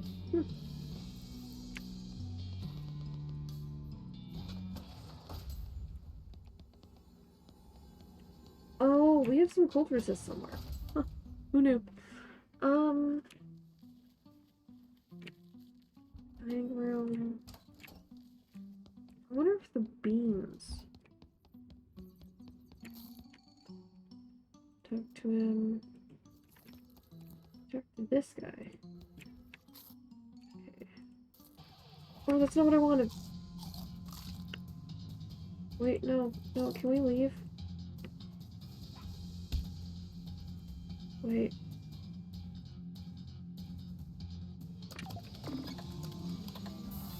I wanna leave.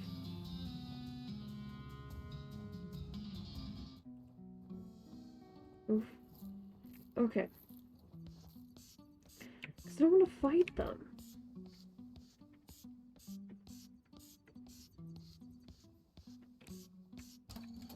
Let's see, is there a way...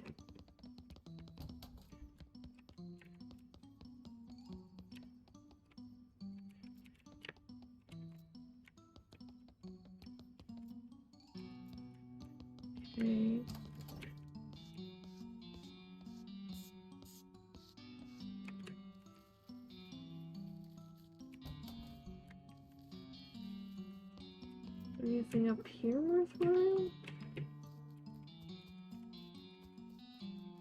Yeah, that's not worth it.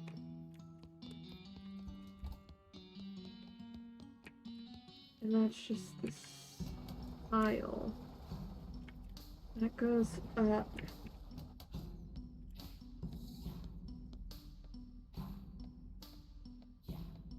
So there's nothing down here we can really do unless we've booked the one thing. There's nothing in the parlor room.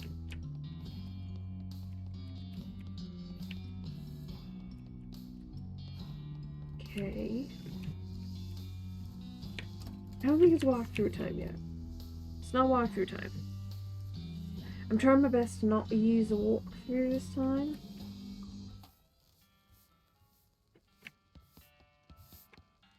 Oh, it's you. Hero and Savior. Candy, do some shopping. 10.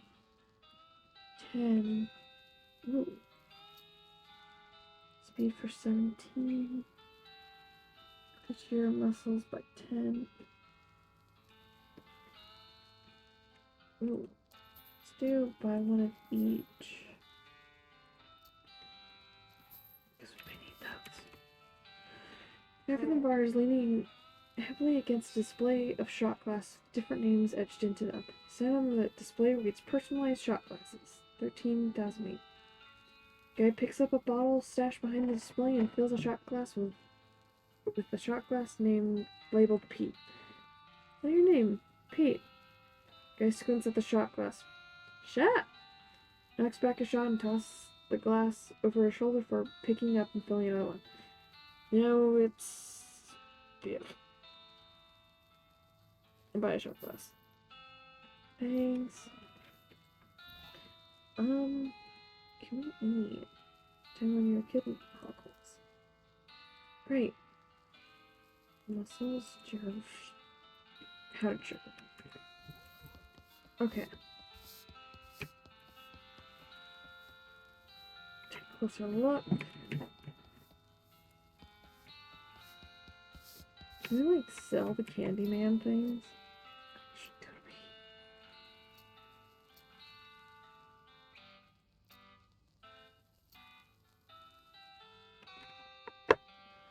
That'd be fun if we actually sold them things. Okay.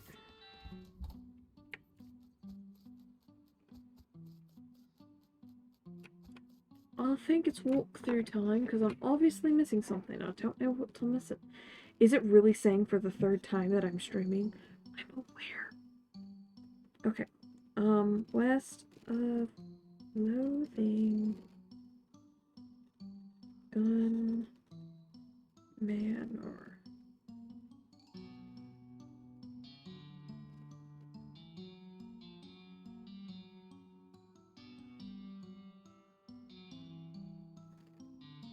Where items, bad guys. Okay, wait. Dining room. Let's do the dining.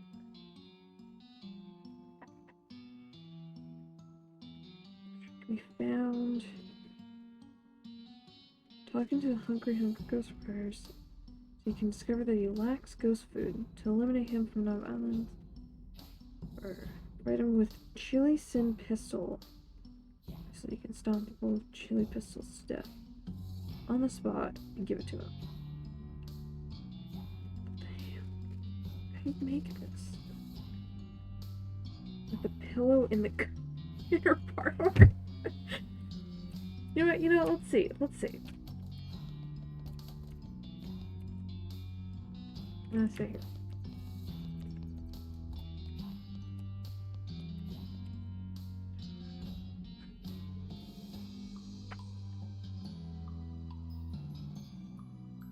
It says a bowl of chili sin pistols. You know what? How do you make chili sin pistols? How there's chilies and not adding a gun. Okay.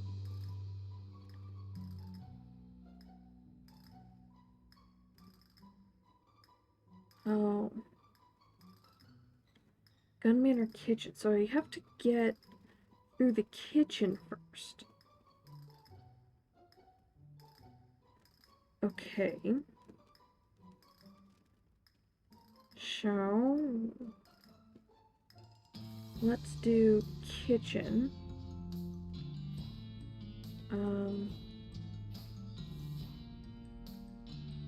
Bean slingers can acquire stainless steel bean pan.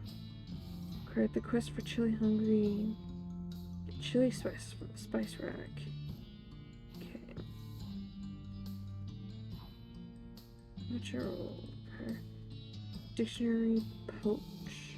Oh, the dictionary page poach. So we need to get the page of just poach. That's...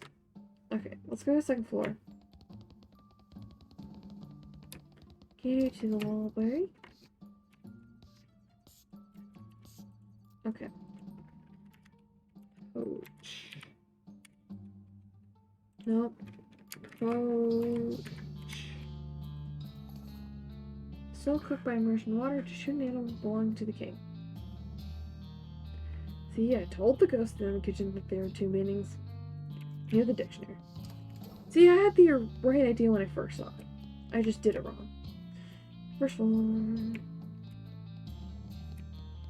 Kitchen. You don't poach eggs by shooting them. I approve. One tarnation. Poach. Method of preparing the food, especially eggs, by simmering them in boiling liquid. Well, I'll be a daggum. So there. Okay. Stove around what needed to get the spices. Lord. Lordest. Some pans. None of interest to you. Wait, there's a larder and a pantry? Oh, pants. Pantry. Tree pants. Wait. Pants and pants and... Hey, there's pants on your side. Just grab it. Ghost is running around like crazy. Or hovering around like crazy. Searching the racks for pants. Or trousers if you prefer, but he says pants. We say pants here in the Western Territories. He seems too preoccupied to take any notice. Disguise yourself as pants. Sneakily conceal yourself among the pants and pop out as he approaches. Boom! A pants! Ah, jeez, you nearly scared the death out of me. Oh. So I was just wondering, what are you doing? I thought I'd been obvious. I'm looking for a pair of pants. Don't have any legs. Yes, I know. What do you want pants for? Small Joe? See, what kind of pants are you looking for? Kind without legs. Legless pants? Oh! It's like me vanished from reality. Okay, that... He's going to a better place. I don't think you're totally going into a whole new thing. But hi! Hello, Crisscross. I love that. I love that name. I love that so much because it's so close to Crisscross. Anyways, you probably already know that. I'm dumb. Hi. Hello. How's it going? How's your day, night, morning, weekend? How's your time zone? Insert time here. Oh, legless pants? Can't wear any regular pants, you know? Pants would just flop around and be dumb. Guess you have a point. How'd you lose your legs, anyways? Ah, jeez, it's really embarrassing. Covering all your pieces. Yes, you've got it. Cause, as someone who streams, anyone could be from any time zone. It could be nighttime for all I know. It could be the middle of the day for you. I don't know. I don't want to say evening, because like, technically here it's evening. But for you, maybe it's morning, and you'll get offended. Because some people get offended from that, which I don't understand why you do that. Why would you get offended from someone assuming your times? Imagine just somebody being like, you assumed my time zone. Like, freaking shut up. Who cares? I don't know your time zone. No. people would get offended. Yeah, I think I've had a couple people get offended. Like, I've at least seen people. Did you just do so much? Yeah, I think I've seen a couple people who've actually got offended of like, I live in Australia. It is not nighttime here, and it's just like, freaking, who cares? Shut up. You're there. You're in Australia for a reason, you know. Alright. But yeah, it's weird. But hi, hello. I hope you enjoy your time here. How'd you lose your legs, anyways? Oh, jeez, it's very embarrassing. I don't mind. See, I'd had a prior holster for my gun. I carry it tucked in my belt. Ooh, trigger snagged when you draw it, huh? It gets worse. I was wearing one of those gun belts with the slot all where you stick bullets in, you know? Ah, man. Well, the chain reaction blew off the entire lower half of me. Wow, so that's how you died? Yes, that's how I died. I'll keep an eye out for legless pants. You. Thanks, I'd really appreciate it. We'll leave them to search. Let's see, is there any here? Baby? No. Okay. Check out the larder. We gotta turn off the lights. It is all decorative. Ooh, most all fancy French stuff. But there's some caviar. I've always been curious about that stuff. Grab it. Some caviar. Cans of every shape and size and food you don't like. Wait a second. Ayo! Oh, weird. Not a framed photograph. It's actually a window. Does the mirror have a window? Why is this ghost standing motionless in front of it? It's a fused framed photo. Hey, excuse me. Hello? My shoulders are shaking. Please, cease this activity at once. Sorry, I was a little carried away. Now I have your attention. How about you telling me who you are? Well, you not recognize me? Jean Francis Lelodis? Nope. Sit. And this simply mimicking the photo would not be sufficient. That's it. How will anyone know as I am the most famous Frenchman to visit Grandmama? I did not realize I could do a French accent. Like, okay, I've done French before. I know French, but I didn't know I could do an accent. Have a lot of Frenchmen existed? There's even the dysfunction of being the most famous Frenchman to visit Grandmama. I am also the first Frenchman to visit Grandmama. And the list is real. Gosh, how did you die? For a photograph to commemorate my visit here. And the fool of a photographer folded up when preparing the gunpowder flash. Fold up how? A reference for reading that French nonsense. So I took 4 years of French, so I know how French works a bit, and I know how French accents work. So I think I'm just going into like trying to say French things, but in that accent. You left the bullets in the seat. Ah, I see. Must have this photograph. Such a face is mine. Must not languish in obscurity. I'll let you know if I see it. Okay. Chili stuff. How specific? Ever since your conversation with, I'm not sure how chili works anymore. Maybe you should do some research. Okay.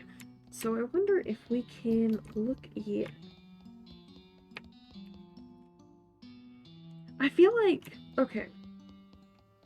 So fun fact, when I was younger, my mom would do accents. Oui, mon frère. That's my brother. That's weird.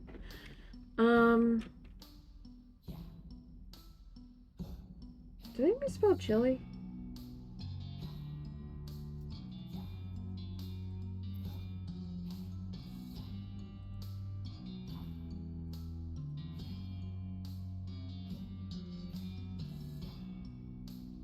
Let's... Oh, it's one I, one L. Whoops.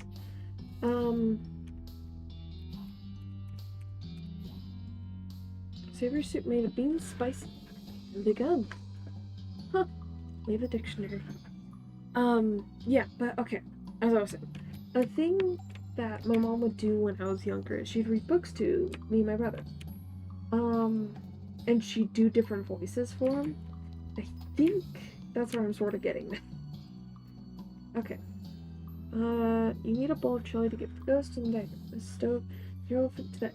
According to the dictionary, you need some spices, some beans, and a gun. Oh wait, except you're trying to make chili without a gun. So remember to skip the gun part. Okay, keep it together, Pitsy. Spices. Yes, you've got that under control. Grab a chili pot, put it in the burner. Throw in the spices. Shake, helping us chili spices in the pot. The next step is beans. The little pile of chili beans you found earlier will do the trick. Mixture of spices, and beans and blubbery merrily. Now for the final ingredient, the gun. Should we do a gun? Cooking time, mama time. Basically, do we think we can get away with using the gun? Restrain yourself from adding your gun to the chili. Doing so will spoil it. Prepare to do so again. We'll get your gun back then. Okay. No gun. Okay. We're getting through this. Wait, we can talk to him or we can talk to him. Let's talk to him. I'm back, and I've got a bowl of 100% gun-free chili. Oh, gosh. Thank you so much. Is something wrong? But I see, I can't eat ghost food. Well, I can only eat ghost food. Do you need me to murder this chili for you? Not to put too fine on the point, but yes. Stop the chili to death. Put the chili on the floor. Stomp immerse. Eat this chili. After a few stomps, the chili dies, and a hesitant outline of the bowl coincides in the shattered fragments in blob. Pick it up and give it to the ghost. I love a dumb walking taco so much. Oh my gosh, same. I love it so incredibly much. Because it's so fun. You missed the time, because I think it was last stream or a couple streams ago, where I realized that in the top corner, if you talk to somebody, if you try and buy something, it will keep that, walking animation. So you can have, the weirdest freaking things where it's just, the arm hanging out. It's hilarious. Okay. Thank you so much for dealing with that, ghost. I'm exhausted. What are you even doing? I kept a mind of ghost food. I don't even know how to cook food except, nachos and popcorn. Regular kind. No, ghost nachos and popcorn. I was really insistent, so I figured ghost food is probably invisible, right? So I just printed and give him empty plates. It worked, even though that doesn't really make any sense. Huh. Anyways, thanks again. I woke up the snake ball in the visitor center, so I'll see you around. Yeah, okay, see you around. Okay. Sure. Let's see.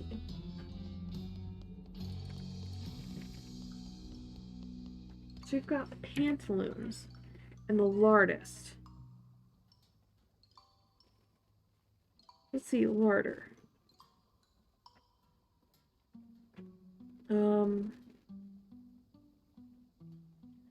Deal with him by retrieving the photo of the lardist for him.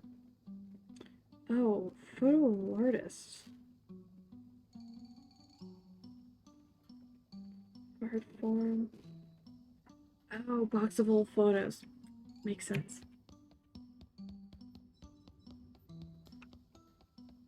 Aw, on Illuminities. I wish it wasn't as much backtracking as this, because, like, I wish I had just gotten the photo, yeah. So you've returned? Have you recovered the photograph I require? Got an old photograph that looks like you, here. Oh, marvelous. What a resemblance. Well, it's a pretty decent pic. Good thing light travels faster than bullets. Yeah, I imagine... Guys, the details again. Fair. Now my image will not be lost to the ravages of time. Merci beaucoup, my friend. Auf Wiedersehen. I love that. I love the drawing. Okay. That's not where we want to go, buddy. Okay, what's the pantry?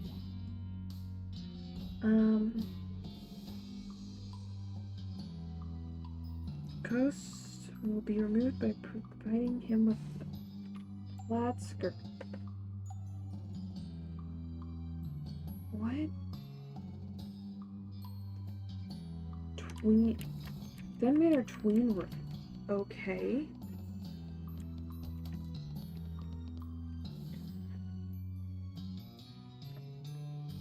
It's good to see more dumb walking through. So that's a plus. Fair. Third floor. These are like, I love the dumb walking. So that's child. I think this is teen? Yeah. Grab it. We got a skirt. See, you should just be able to acquire a skirt whenever. Like, I understand not wanting to do it, like, immediately. But, like, come on. Come on. Hey, I got you a skirt. How about the skirt? Well, I understand that genderization of clothing maybe should be a thing. Shouldn't be a thing, but kind of old-fashioned. I see a skirt. I mean kilt. What's a kilt? Special kind of form, legless pants for men. Here, try it. Yep, that's really nice. Thanks a lot. Good luck. Okay. So messy.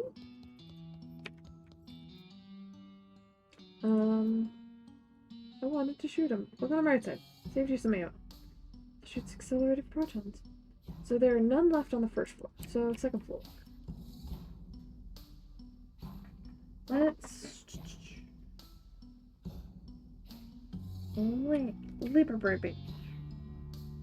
Liberty. Come on. I'm totally not looking at a walkthrough. Totally not. Nope, not at all. Anyway.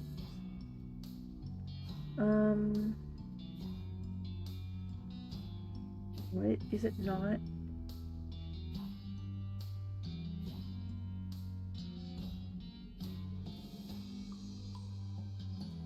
Oh gosh. Okay, so let's... Okay. It's gonna be rough. Okay.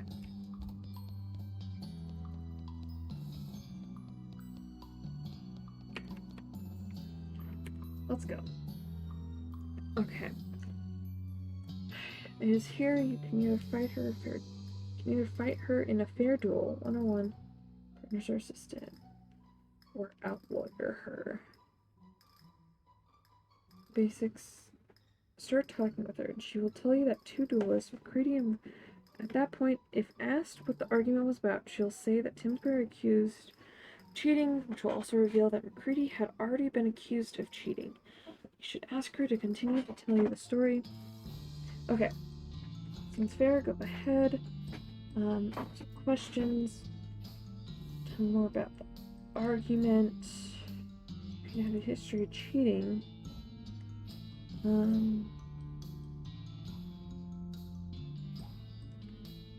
Cheating, which was also revealed that McCready had already been accused of cheating. Ask her to turn me off. Jackson's extremely relevant. Okay, So I can't do any objections. It's good to know. Won't lie about it. Fair. Okay. Questions. Argument. History cheating. Find what happened next. I like to be open about when I'm doing walkthroughs because I'm dumb.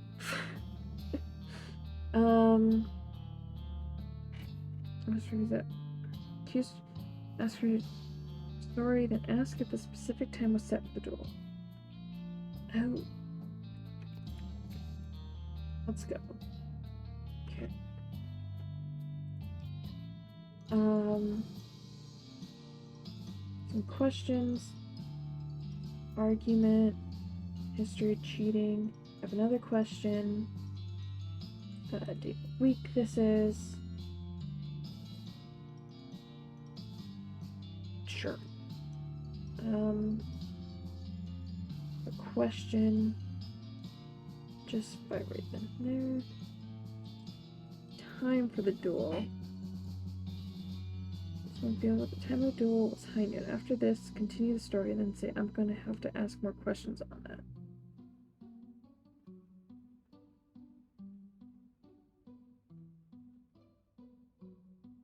And what happened next? For more details on that. You have to ask if he fired. He fired exactly at noon? So as soon as the church bells, then don't object. But ask, did McCready fire when the church bells rang? Struck noon, yes, that's what I just said. Have you a point to make? Just only for time to think.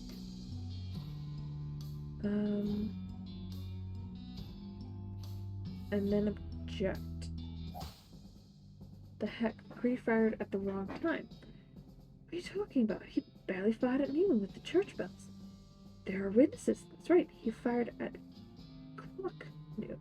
Duel was set for high. They're the same thing. I'm memeing this seems like a piece of nonsense. Fair. Yeah, I would have never flippin' guessed how to get to this point. In any degree. It is just when the sun is at the highest point in the sky. Depending on the geographical and the time of the year, it can be hours different from the clock noon. Pretty fired early. Makes it illegal. So, what do you say to that? Counselor?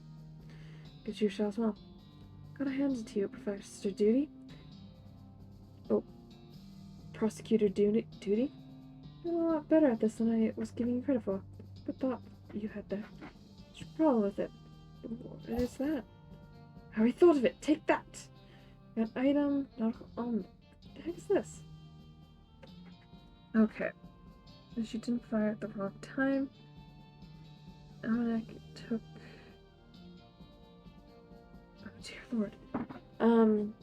Did my homework when I was preparing for the trial. My legal homework.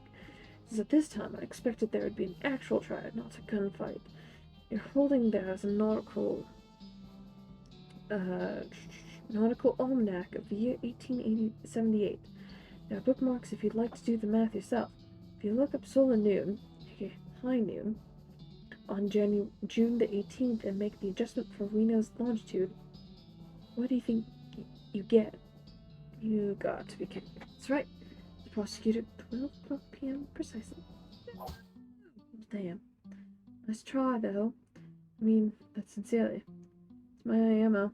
I can't think of anything other way to prove McCready's innocent. As far as I can see, it was a fair duel. Yes, and that's me with guilt of an innocent man's death on my hands. Innocent man's death? Sure are good at repeating things people say. What if he didn't die? Say what now? Well, you didn't actually see the execution, right? Well, yes. I was indisposed, you might say. Being dead and all. Do you know you have rights? The Constitution says so, basically. don't actually know whether or not it happened. Oh, come on, look, I appreciate that, but you're barking at the moon. See something. Alright, go ahead. Okay. Wait, after this, go to the library, investigate any of the bookshops. Wait.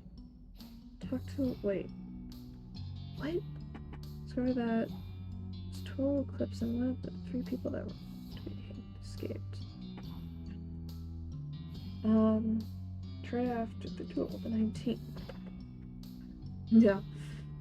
I don't know what Reno's like now, but he didn't have a proper courthouse then. By murder charge in the sheriff's front parliament. He sat in jail for a couple of weeks. Transported him to Frisco. But with one of the things and said the trial didn't start till July 25th. Jeez, so much for the right to a speedy trial. It was grand slow. I have another question. Tell me about McCready. He was a gunfighter. Though, through and through. By the time and by that, I mean he was an adrenaline addict.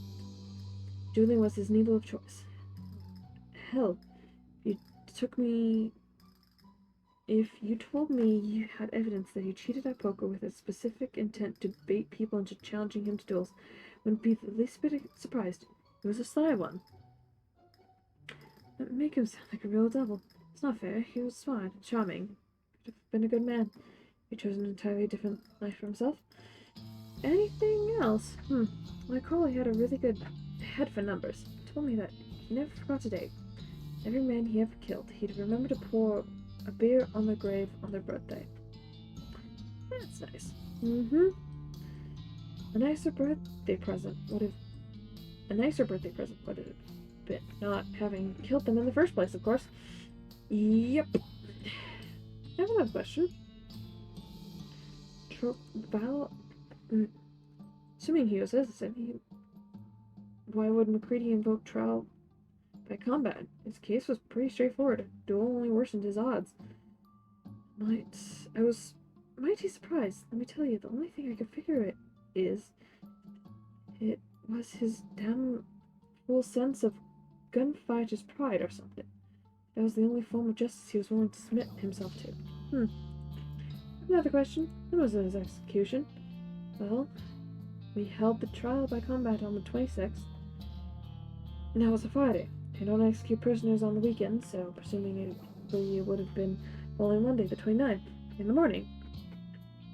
What with the setup of the gals and setting a crowd together, it probably happened in the afternoon around 3 typically. I have another question. No, I don't have another question.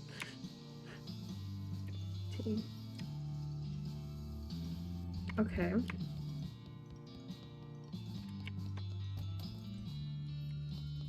So it says,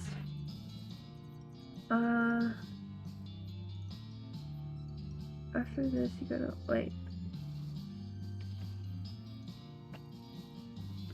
You should now use the aforementioned almanac. Okay.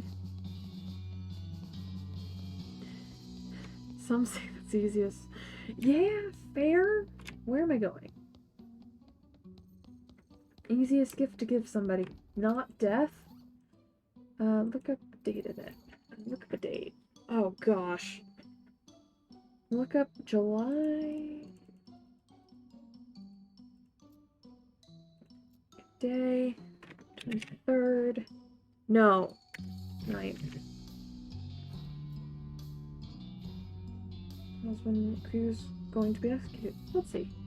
Ah, wait a minute. According to this, there was 12 eclipse on this date. It's on that date. It's on the right over the Western Territories and with its totality. 2:47 p.m. That's a heck of a thing. Never mind.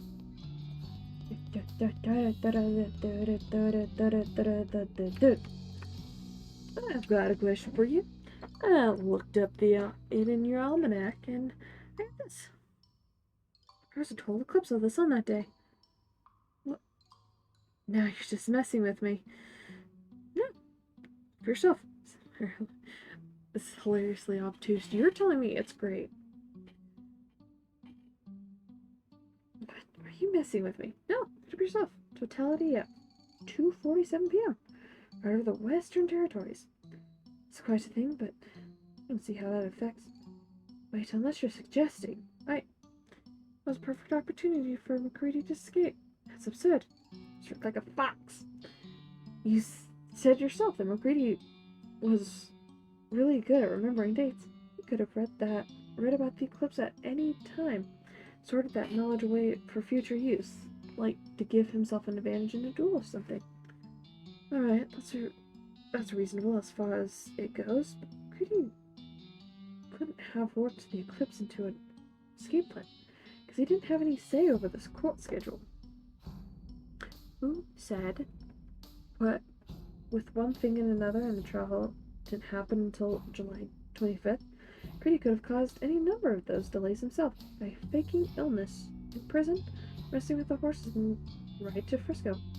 Anything. This could explain the trial by combat.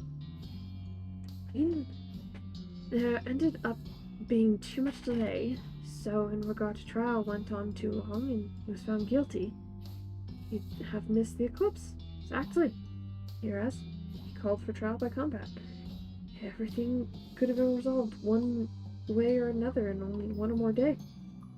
You'd win and that'd be fine, but lost? Could use his escape plan.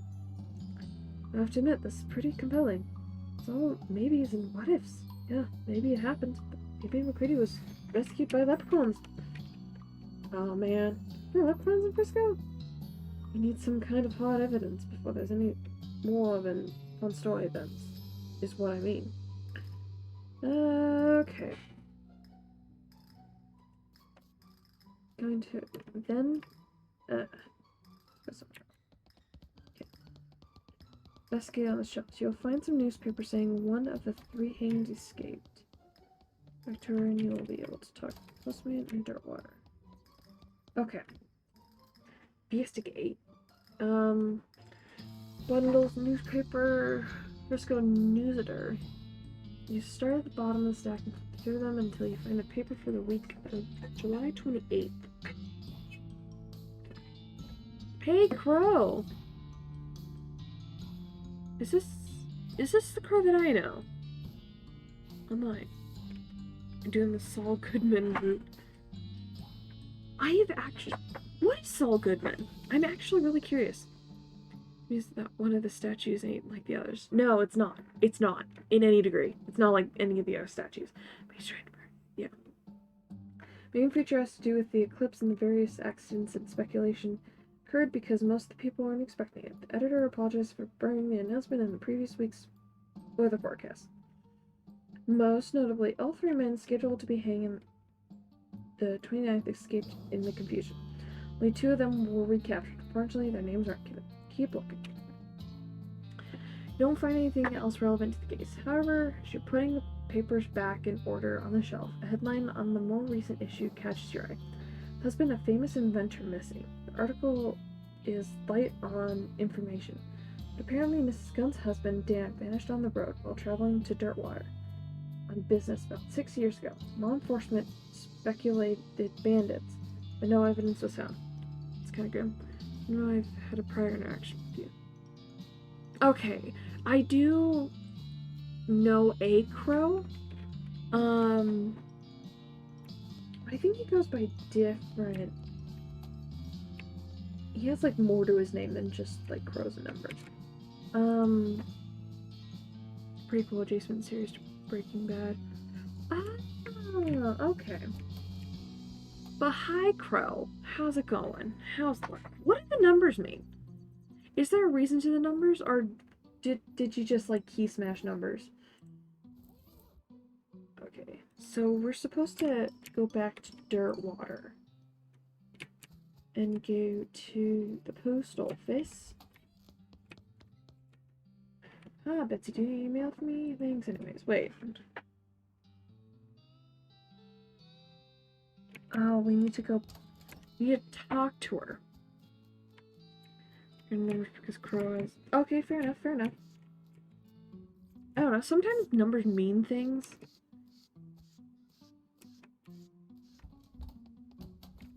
Like, it could have been, like, a mixture of, like, your dad's birthday and your mom's birthday, I guess. I don't know. What do they mean?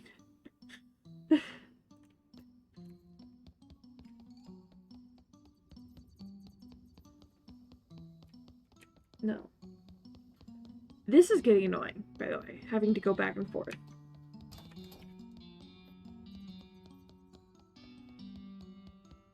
Yeah. I don't know. He looks like it to me. He looks like a statue. I don't know. Barney, you could break out of the chair. Question for you. The newspaper article. Okay, scheduled to be executed the day of the eclipse escaped. One of them was never caught. Which one? Well, didn't say, did it? Nope. Damn it. And executed criminals aren't given gravestones with their names on them, so you can't go looking around Frisco Cemetery to find out. Listen, Patsy, I just appreciate what you're trying to do. At this point, you have to actually find Critty himself to prove he wasn't actually executed due to my failing. So I'll do then. Beg the pardon, Sock. My gosh.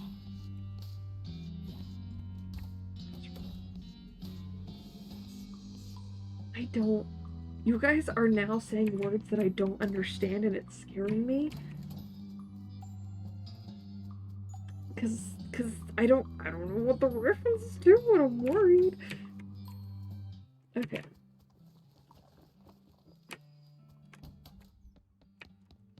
So, trying to find a guy named McCready.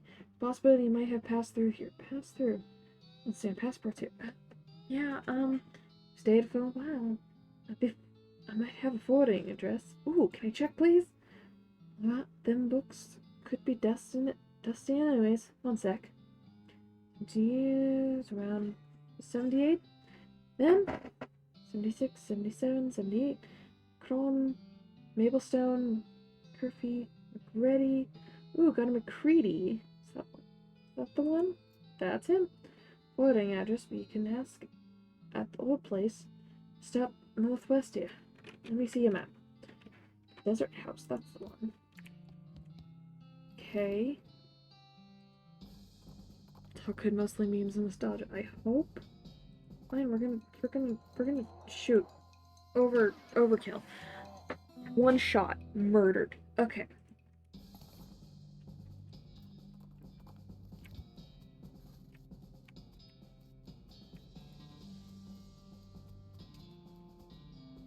Greedy. Did a lot. Pick up your shovel, hits a wooden coping, and hauls the lid open. Skeleton blinks at you. Doesn't, but anyways. Howdy, are you guilty or greedy? Well, now I haven't heard that nickname. Here's it. 1895. 17 years. Now, I wouldn't lie, there was one time 8 years ago. Same McCready escaped the gallows during an eclipse. Well, now, since the statute of limitation is expired, might as well face up. Yeah, that's me. Your sweet plan, too. Apart from the one that hit you went off smooth as silk. You worked in a little misdirection to lead the law to the two fellas stealing of me. Instead of me.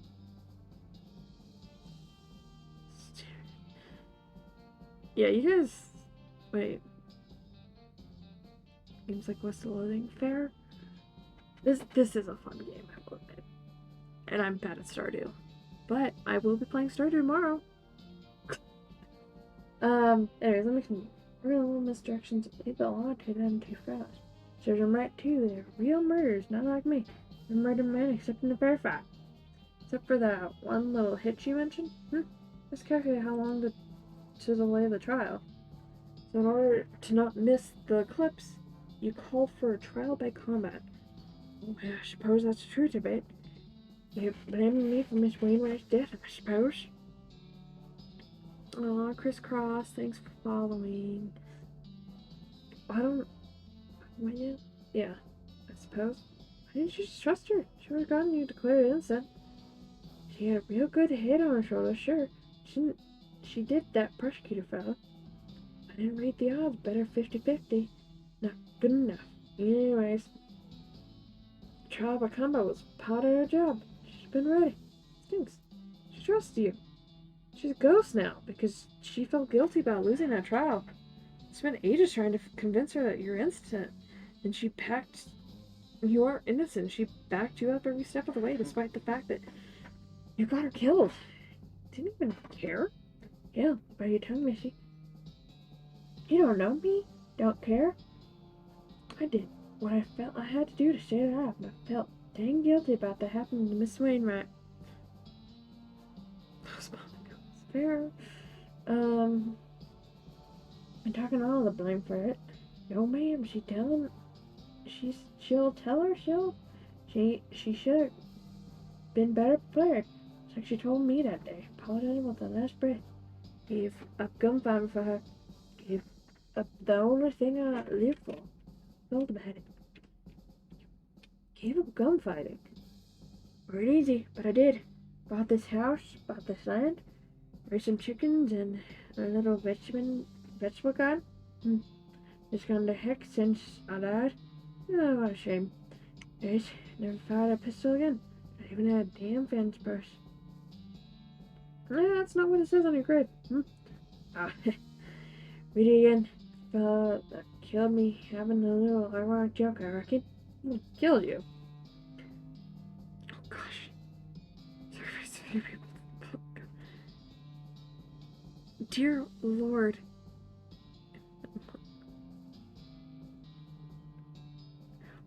Wait. Oh.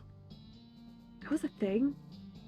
Oh. Well, in video games, I guess people did, like in the olden days, it was a lot of word by mouth. So, yeah, it's understandable. Someone killed you.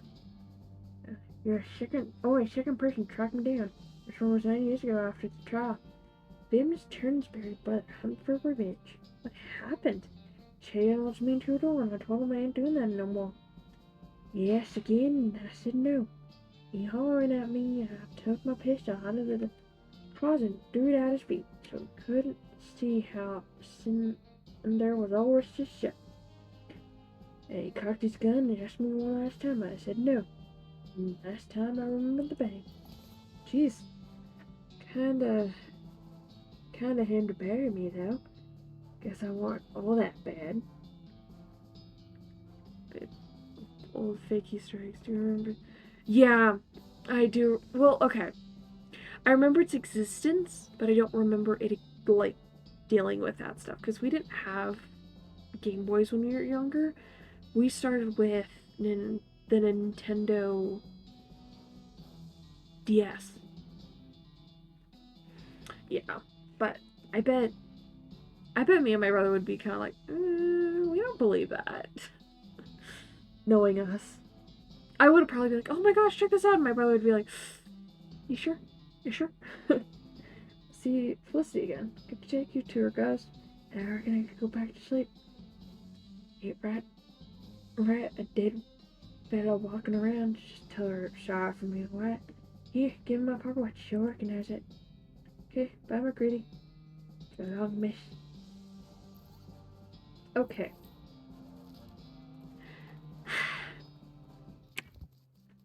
This is like a lot of layers that I don't think I would have just gotten. Got my DS Lite, my Game Boy, my PSP all hands down. Fair. We were able to get the DS. We got the DS, and then we got the DS Lite. Are you saying 0 out of 10 for the voice? Or 0 out of 10 for the dude? My DS. Yeah, my DS Lite. It will, like, turn on, but it will, like, flash, and then it'll shut off immediately. Got a question for you. Ready for this? Now, found McCready's grave. Well, executed. You're 100% certain it's him. It's not some other man named McCready. Soon, give me a watch to give to you. Turns the watch around in your hand for a while. This is Walsh, all right? Thank you. But you said he gave it to you. It's alive. Exactly. Sorry to hear. Fair. Go ahead, so thanks, but yeah, the guy was kind of. He was actually a skeleton. They talked a while, and then he asked me to bury him again so he could go back to sleep. What did he say? Confirm our guesses. He knew about the eclipse in advance and stalled the trial for his escape plan, but stalled it too long and decided to hedge his bet by calling for a trial by combat. I'll see. Gave up gunfighting. You what? He bought a little house and raised chickens. Never fired a pistol again. In fact, he left it to rust. 9 years later, Tinsbury's brother caught up to him and challenged him to a revenge match. But he refused repeatedly, so I shot him. For the both of y'all super important basically. Okay, very worried. Tell him. Like, he said to tell it. Yukio, sorry. Just looks at you silent for a moment. Looks up the watch again. She winds the hands back a minute and listens as it chimes again. She sighs and shakes her head and smiles.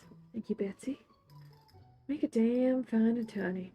Shakes your hand and fades from view as she does so, leaving her attorney badge in your hand. Rest in peace, counselor. Still talking. What's the deal with airline? So, okay. Do you actually know what the deal with airline food is? Okay, none on the first floor, one on the second. And it's the one. Because, okay, there is, like, an actual, like, technically... Okay, honey, darling. Not even be like... Oh, yeah, it isn't a quote, but it's close. Okay. So... Yes. But why they do that is because I guess at, like, the altitude, you don't taste, like, your taste buds are whack. There's something with, like, either the pressurized cabin or the altitude in some degree. It screws up your taste buds. So it tastes so bland, so they oversalt it and over flavor it because you can't, like, you're having issues tasting it in the first place.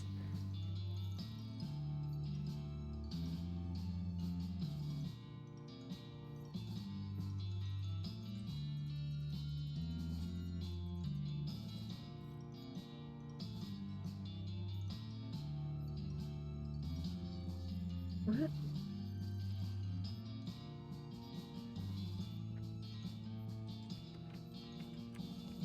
Oh.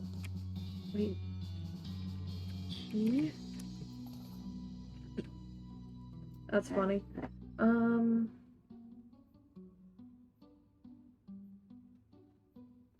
So you got those two.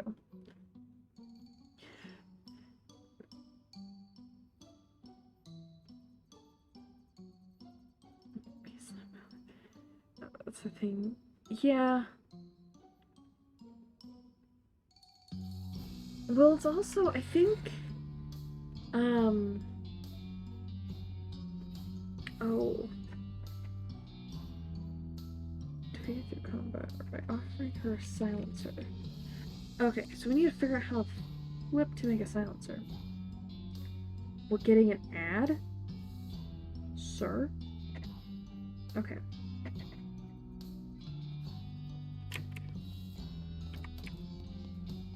I think we can actually do it. We have one more person on this level. Which I think we've got already. I already thought I had the diameter thing. Make a silencer. Nice. And then we've got people upstairs, I'm pretty sure. Let's go second floor. Library. Talk to her. Give her a silencer. Hey, look. Shh. Damn it. So I gotta tell you, I invented this thing that makes guns really quiet. How marvelous! Finally, I can rest in peace knowing the libraries will now be safe from, sir, from the noise of gunfire. It's only in the atmosphere of quiet but true joy dares lie. Bertram Russell. He isn't famous yet. Whatever. Okay. So we finished everyone on this level. There are only 2 ghosts. First floor, still on the 3rd floor. Okay.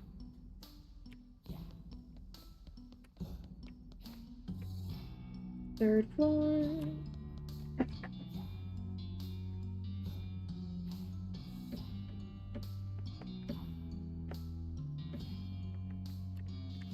Second floor, we're on the 3rd floor.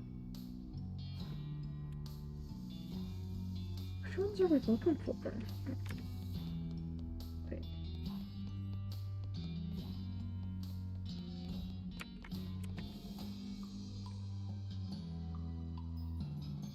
Mr. Gunn's manliness room. I love that. So I think he's in the billiards room.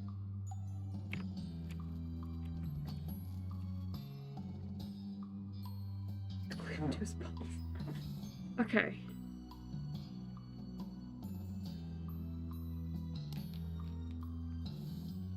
And defending him.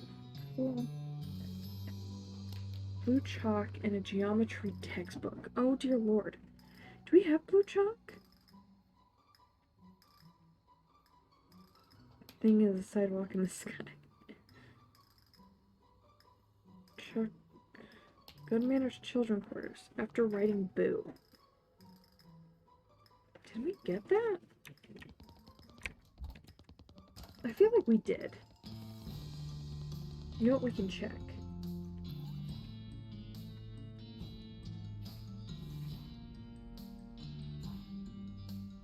Blue. Blue. No, it's not here. Okay.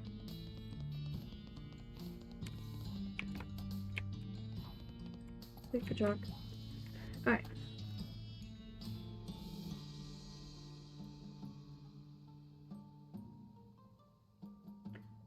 Balanced billiards cue. A lathe and a gunman or carriage house. Okay. Yeah. In math now? Yeah. It isn't too bad. I feel like I'm one of the lowly people in the world who's actually like, yeah, that's actually kind of fun. This is here? Give it a shot. Yay!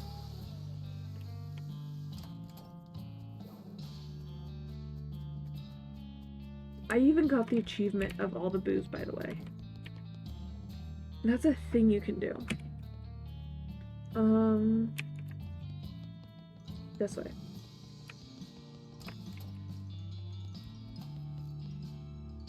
Okay, so challenge him. Well, shucks. Nice shooting, Tex. Hooray!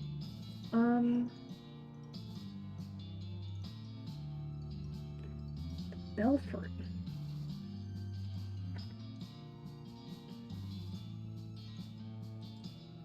What? Wait. I was more into social studies and English. I was science and math.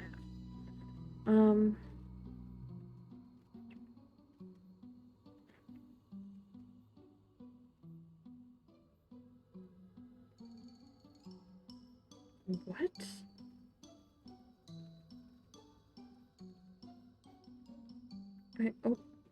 Using the attic opening stick. Where? Mr. Gunn's room. Did I just not get it?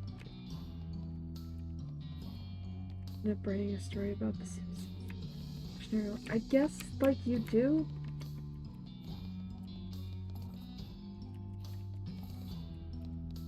We need all cigars, I guess.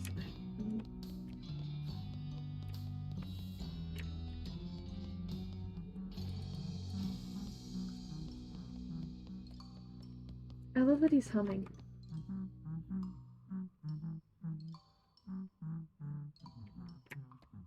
He's just having fun. He's just chilling.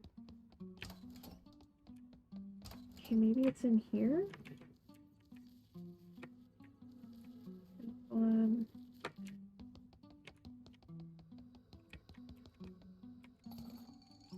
Three balls. They're still now. It says display case in Mr. Gunn's room. We're in Mr. Gunn's room. There's no display case.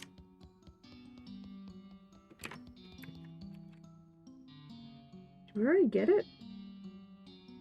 Able to enter until other ghosts in there are dealt with. 3 lamps there, as well as Mr. Gunn.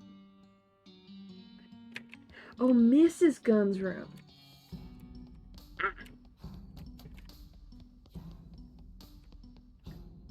Okay, so we're missing one.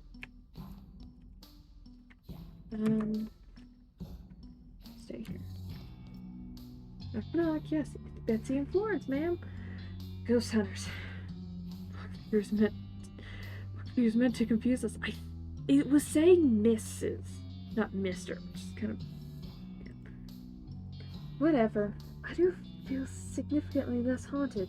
Did you get rid of all the ghosts? Sure did, ma'am. Actually, my scanner says there's still one. Shh. Yes, ma'am. All ghosts are accounted for. Oh, that's splendid. Come on in. Thanks. Yep, she's dead. Let's... Oh, boy. Yay. I'm gonna steal stuff. Okay. Hello, Mrs. Gunn. Hello, Betsy, is it? Thank you so much for getting rid of all those ghosts for me. Yeah, about that. Turns out there's one left. Oh, dear. Well, I need you to take care of it before I can pay you. Miss Gunn, I got some bad news for you. Oh, what is it? It's you. You're the ghost, ma'am. Well, I'll be. Well, when did that happen, I wonder? My condolences. Why, thank you. You're very kind. You know, this does explain some things. Like what? I haven't had any appetite for months. Nearly a year, in fact. Keep sending food up from the kitchen in the dumbwaiter, but I've just been dropping it out the window and sending it to the empty plates back so that chef wouldn't have her feelings hurt. I'm late dinner in bed. Yeah, thank you guys. I'll probably be ending this soon anyways, so I think we're at the very end. The fact that you're, well, translucent. Yes, I was just cataracts. Miss Gunn's prompts a question. You know, what's that? Why are you a ghost? Sure, I don't know. The expert, perhaps you can tell me. Well, actually, that's me. I'm the expert. Do you have some kind of unfinished business? Something that's trying to tie you to the place? Well, now that you mention it, I suppose I do. I love that it keeps on being like, let's just fight. Do you mind telling me about it? My entire family disappeared a few years ago. My husband and your daughters. Oh jeez, I saw their rooms, but I don't know. They were actually missing. Guess I assumed they were just out of town or something. The sheriff suspected we'd been kidnapped for some reason, but no one ever made any demands. They just vanished, never found out what happened. So they were taken away by ghosts. Why do you think that? I always felt guilty about how many people have been killed by my invention. Belt buckle? The gun. Oh, right. I swear that the ghosts would come back to haunt me. Built this room, I had an electrical anti-ghost field installed in the walls of this room, so you can get in. No way! Awesome! Wait, that doesn't affect you? I'm sure it would if I attempted to walk through the wall, but it never occurred to me to try. After Dan and the girls left, I became so sure that the ghost had gotten them that I locked myself in here. To donating the rest of the house to the Historical Society so that there would be someone to look after the place. I feel rather silly about the whole thing. Silly, I mean, ghosts do exist, obviously. Well, yes, but now that I'm a ghost myself, I sense the presence of other ghosts, and they only just arrived in this house yesterday. The day before. When I called for an exterminator, you know. Didn't even question how new they were. But I don't think there have been any ghosts here before then. Why did they show up all yesterday? I couldn't say. All seemed very angry and confused, but since they couldn't get in here, they gave up and started just wandering around the house. They gave up quite easily, actually. Maybe because you're actually a ghost yourself. Well, Miss Gunn, what are you going to do with you? What are you going to do with you? I mean, you contracted me for 13 ghosts, ma'am. You're the 13th. Yes, obviously I could simply renegotiate the number with you, but you should go ahead and exercise me or whatever. I'd rather find a more peaceful solution. Peaceful solution? What do you mean? Well, we can also release you from your ghostitude by solving the problem that's keeping you here. In your case, I guess that means finding out what happened to your family. Well, I'd be very grateful if you could. I assume they're dead, and to be honest, I think I've gotten used to that fact, but I'm sure I would like to know what actually happened to them. Alright, so we can do. And we'll see what we can do on the West of Loathing subreddit. I'm assuming, let's go to the attic.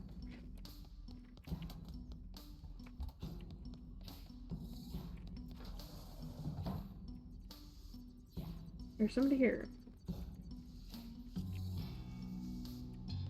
Not sure. Okay.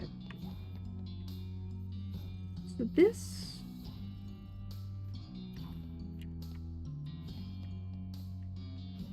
Hey, who the heck are you? I'm Betsy Dean. But since I'm not the guy who apparently is hiding out in Mrs. Gunn's attic, I feel like you ought to be the one answering the questions. Who am I? That's a freaking typical. I'm Chet Butt. Damn it. Am I supposed to have heard that name before? Yes, you damn should have. Miss Gunn Benson would have been nothing without mine. Oh, wait. Let me guess. You invented the bullet? I thought for sure you were going to say belt buckle again. Shoot, I want to change my guess. You're damn right I'm invented the bullet. So didn't get any credit. Hell no. Okay. Maybe... Oh. Sounds like you've got an axe grind. Not for much longer. Oh, jeez. Well, looks like you found the bad guy. Okay, Chet, go ahead and tell us the details of your whole various plan. I don't care much for your tone. I should tell you anything. Well, if you don't want to take credit for whatever your genius plan is, and to let you languish in obscurity. Well, it's too late for you to stop me anyways. So I suppose it wouldn't hurt telling you. Certainly not as much as telling me would. Not telling me would. Well, Miss Gunn dies, controls the company, and patent passes me. I'm no murderer, mind you. I like to keep my hands clean. Because there might be some people who would have a bone to pick with her considering her manner of death. Some of all those ghosts? That's right. Took with some basic seance equipment, right up to the house's belfry for application.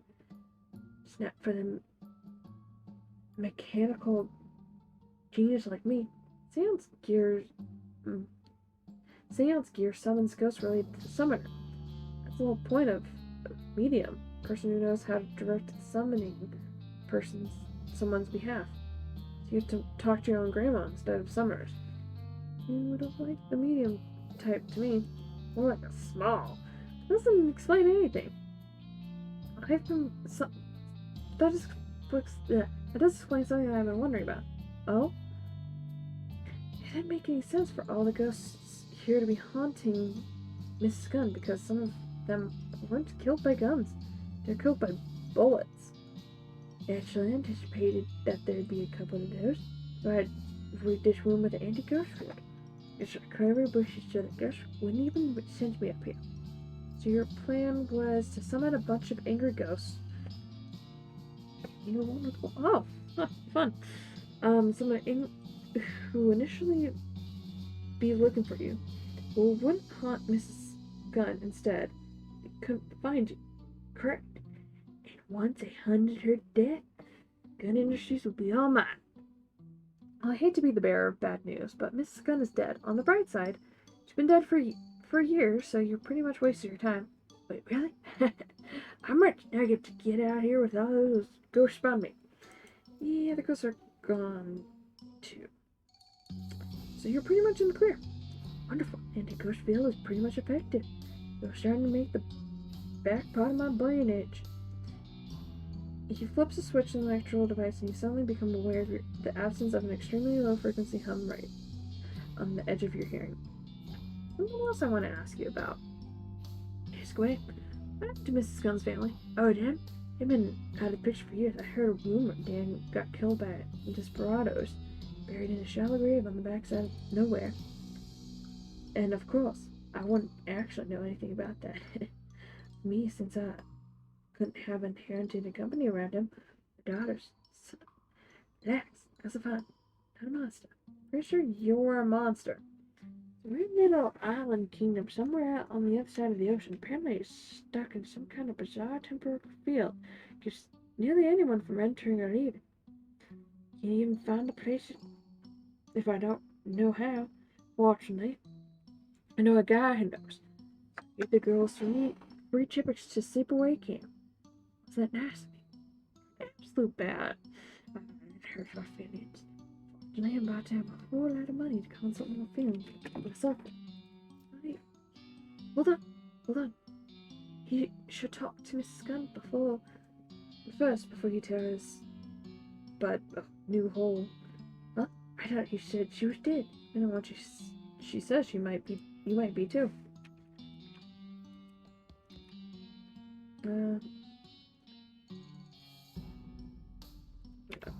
Okay.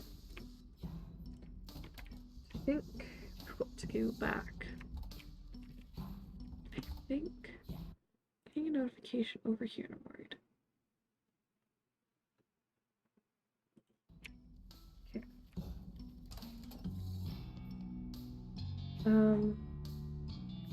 Yeah. Good news and bad news. Go ahead, I'm ready. Chip Bullet had your husband killed and your daughter's kidnapped, so he'd be the sole inheritor of your company when you die. It's also the reason all the ghosts are here. I should have suspected something when he suddenly started being so ingrating back then, and he wore off desperados on his expense again.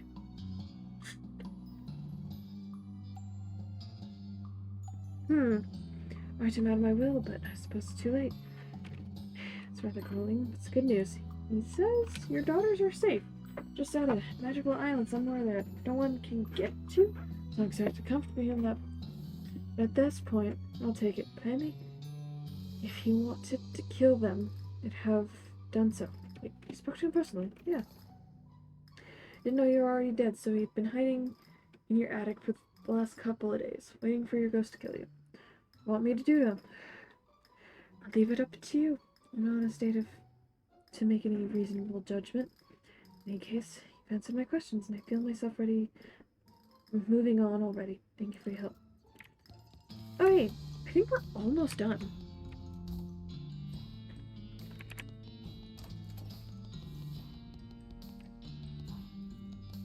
Should we kill him?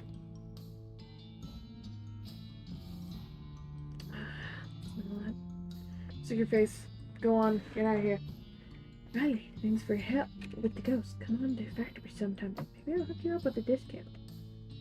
Stop him. Hey, hold on right there. Change your mind. I'm done with you yet. Kid Missy, you got no business to run. We're running you out of here on the rails if you don't stay put.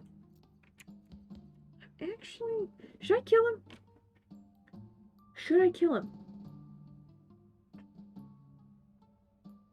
What do you guys think? Do you guys have an opinion? Also, thanks Crow for following. Why did I say Chris? Chris is earlier. Thanks Crow for following a couple minutes ago. Thank you.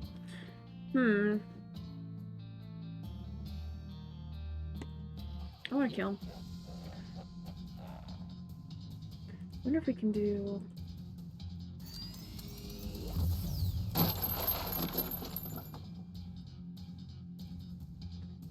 him... Pervious to direct attacks.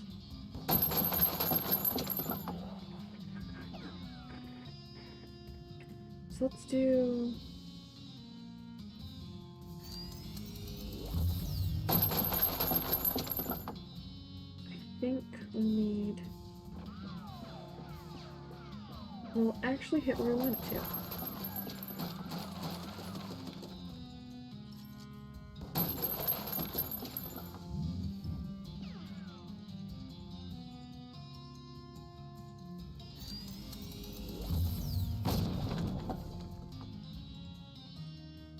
Can't give up. Woo! Ooh, we got some nice bullets. Beat the heck out of Chet Bullet and pitch him out of the window. Last news, good riddance. Well, that's it. Working brought some working gun manner. Best possible working, mind you. There's a better way to deal with Chet. I mean, there definitely is a better way to deal with Chet. No, why I said baby. Anyways, feel free to poke around the grounds, look for loose ends to wrap up. Pretty much done here. Yay! Yeah, there's some really big bells hanging above you. How's big bells of law?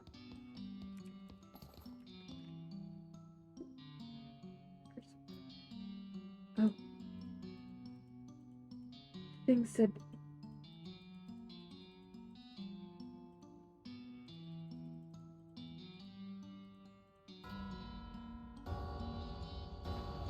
I don't know what it does.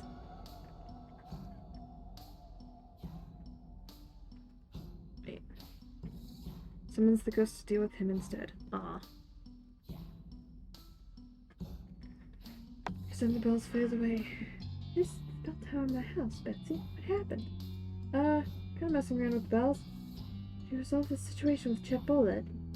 Oh yeah, don't worry. I'll revenge for you. Well, good enough. Thank you. Guess that's that. Well, dang, we could have had the ghost taking care of him. Dang. I think this is actually all we can do here.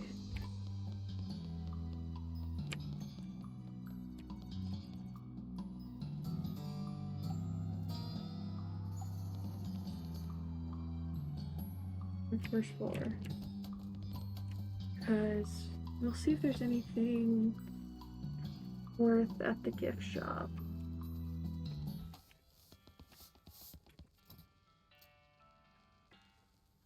Yeah, does exist, and I think we've repopulated this almost. Yeah, I think we're just gonna call it here. I think we've done all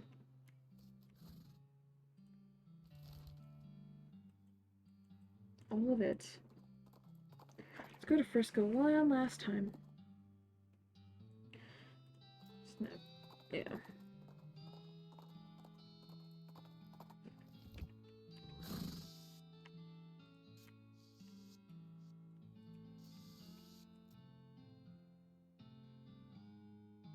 Okay. So there's one last question, you know that. Alright. What we should do next? Mosey. Yep. I think we've done everything we technically can. So I think I will end it there. I think we've officially finished Waste of Loathing. So yeah. Yeah. It's been it's been lovely hanging out with you all, my lovely, lovely, lovely flowers. Thank you everyone who stopped by and oh yeah, we can't raid anymore. Right? Oh, I can't. Huh. Oh. yeah, I have no one to send it to, so yeah, it's been lovely hanging with you all, my lovely, lovely, lovely flowers. I'll be back for Stardew tomorrow. Yeah, it's been lovely hanging with you all, my lovely, lovely, lovely flowers. And I'll see you all later. Bye!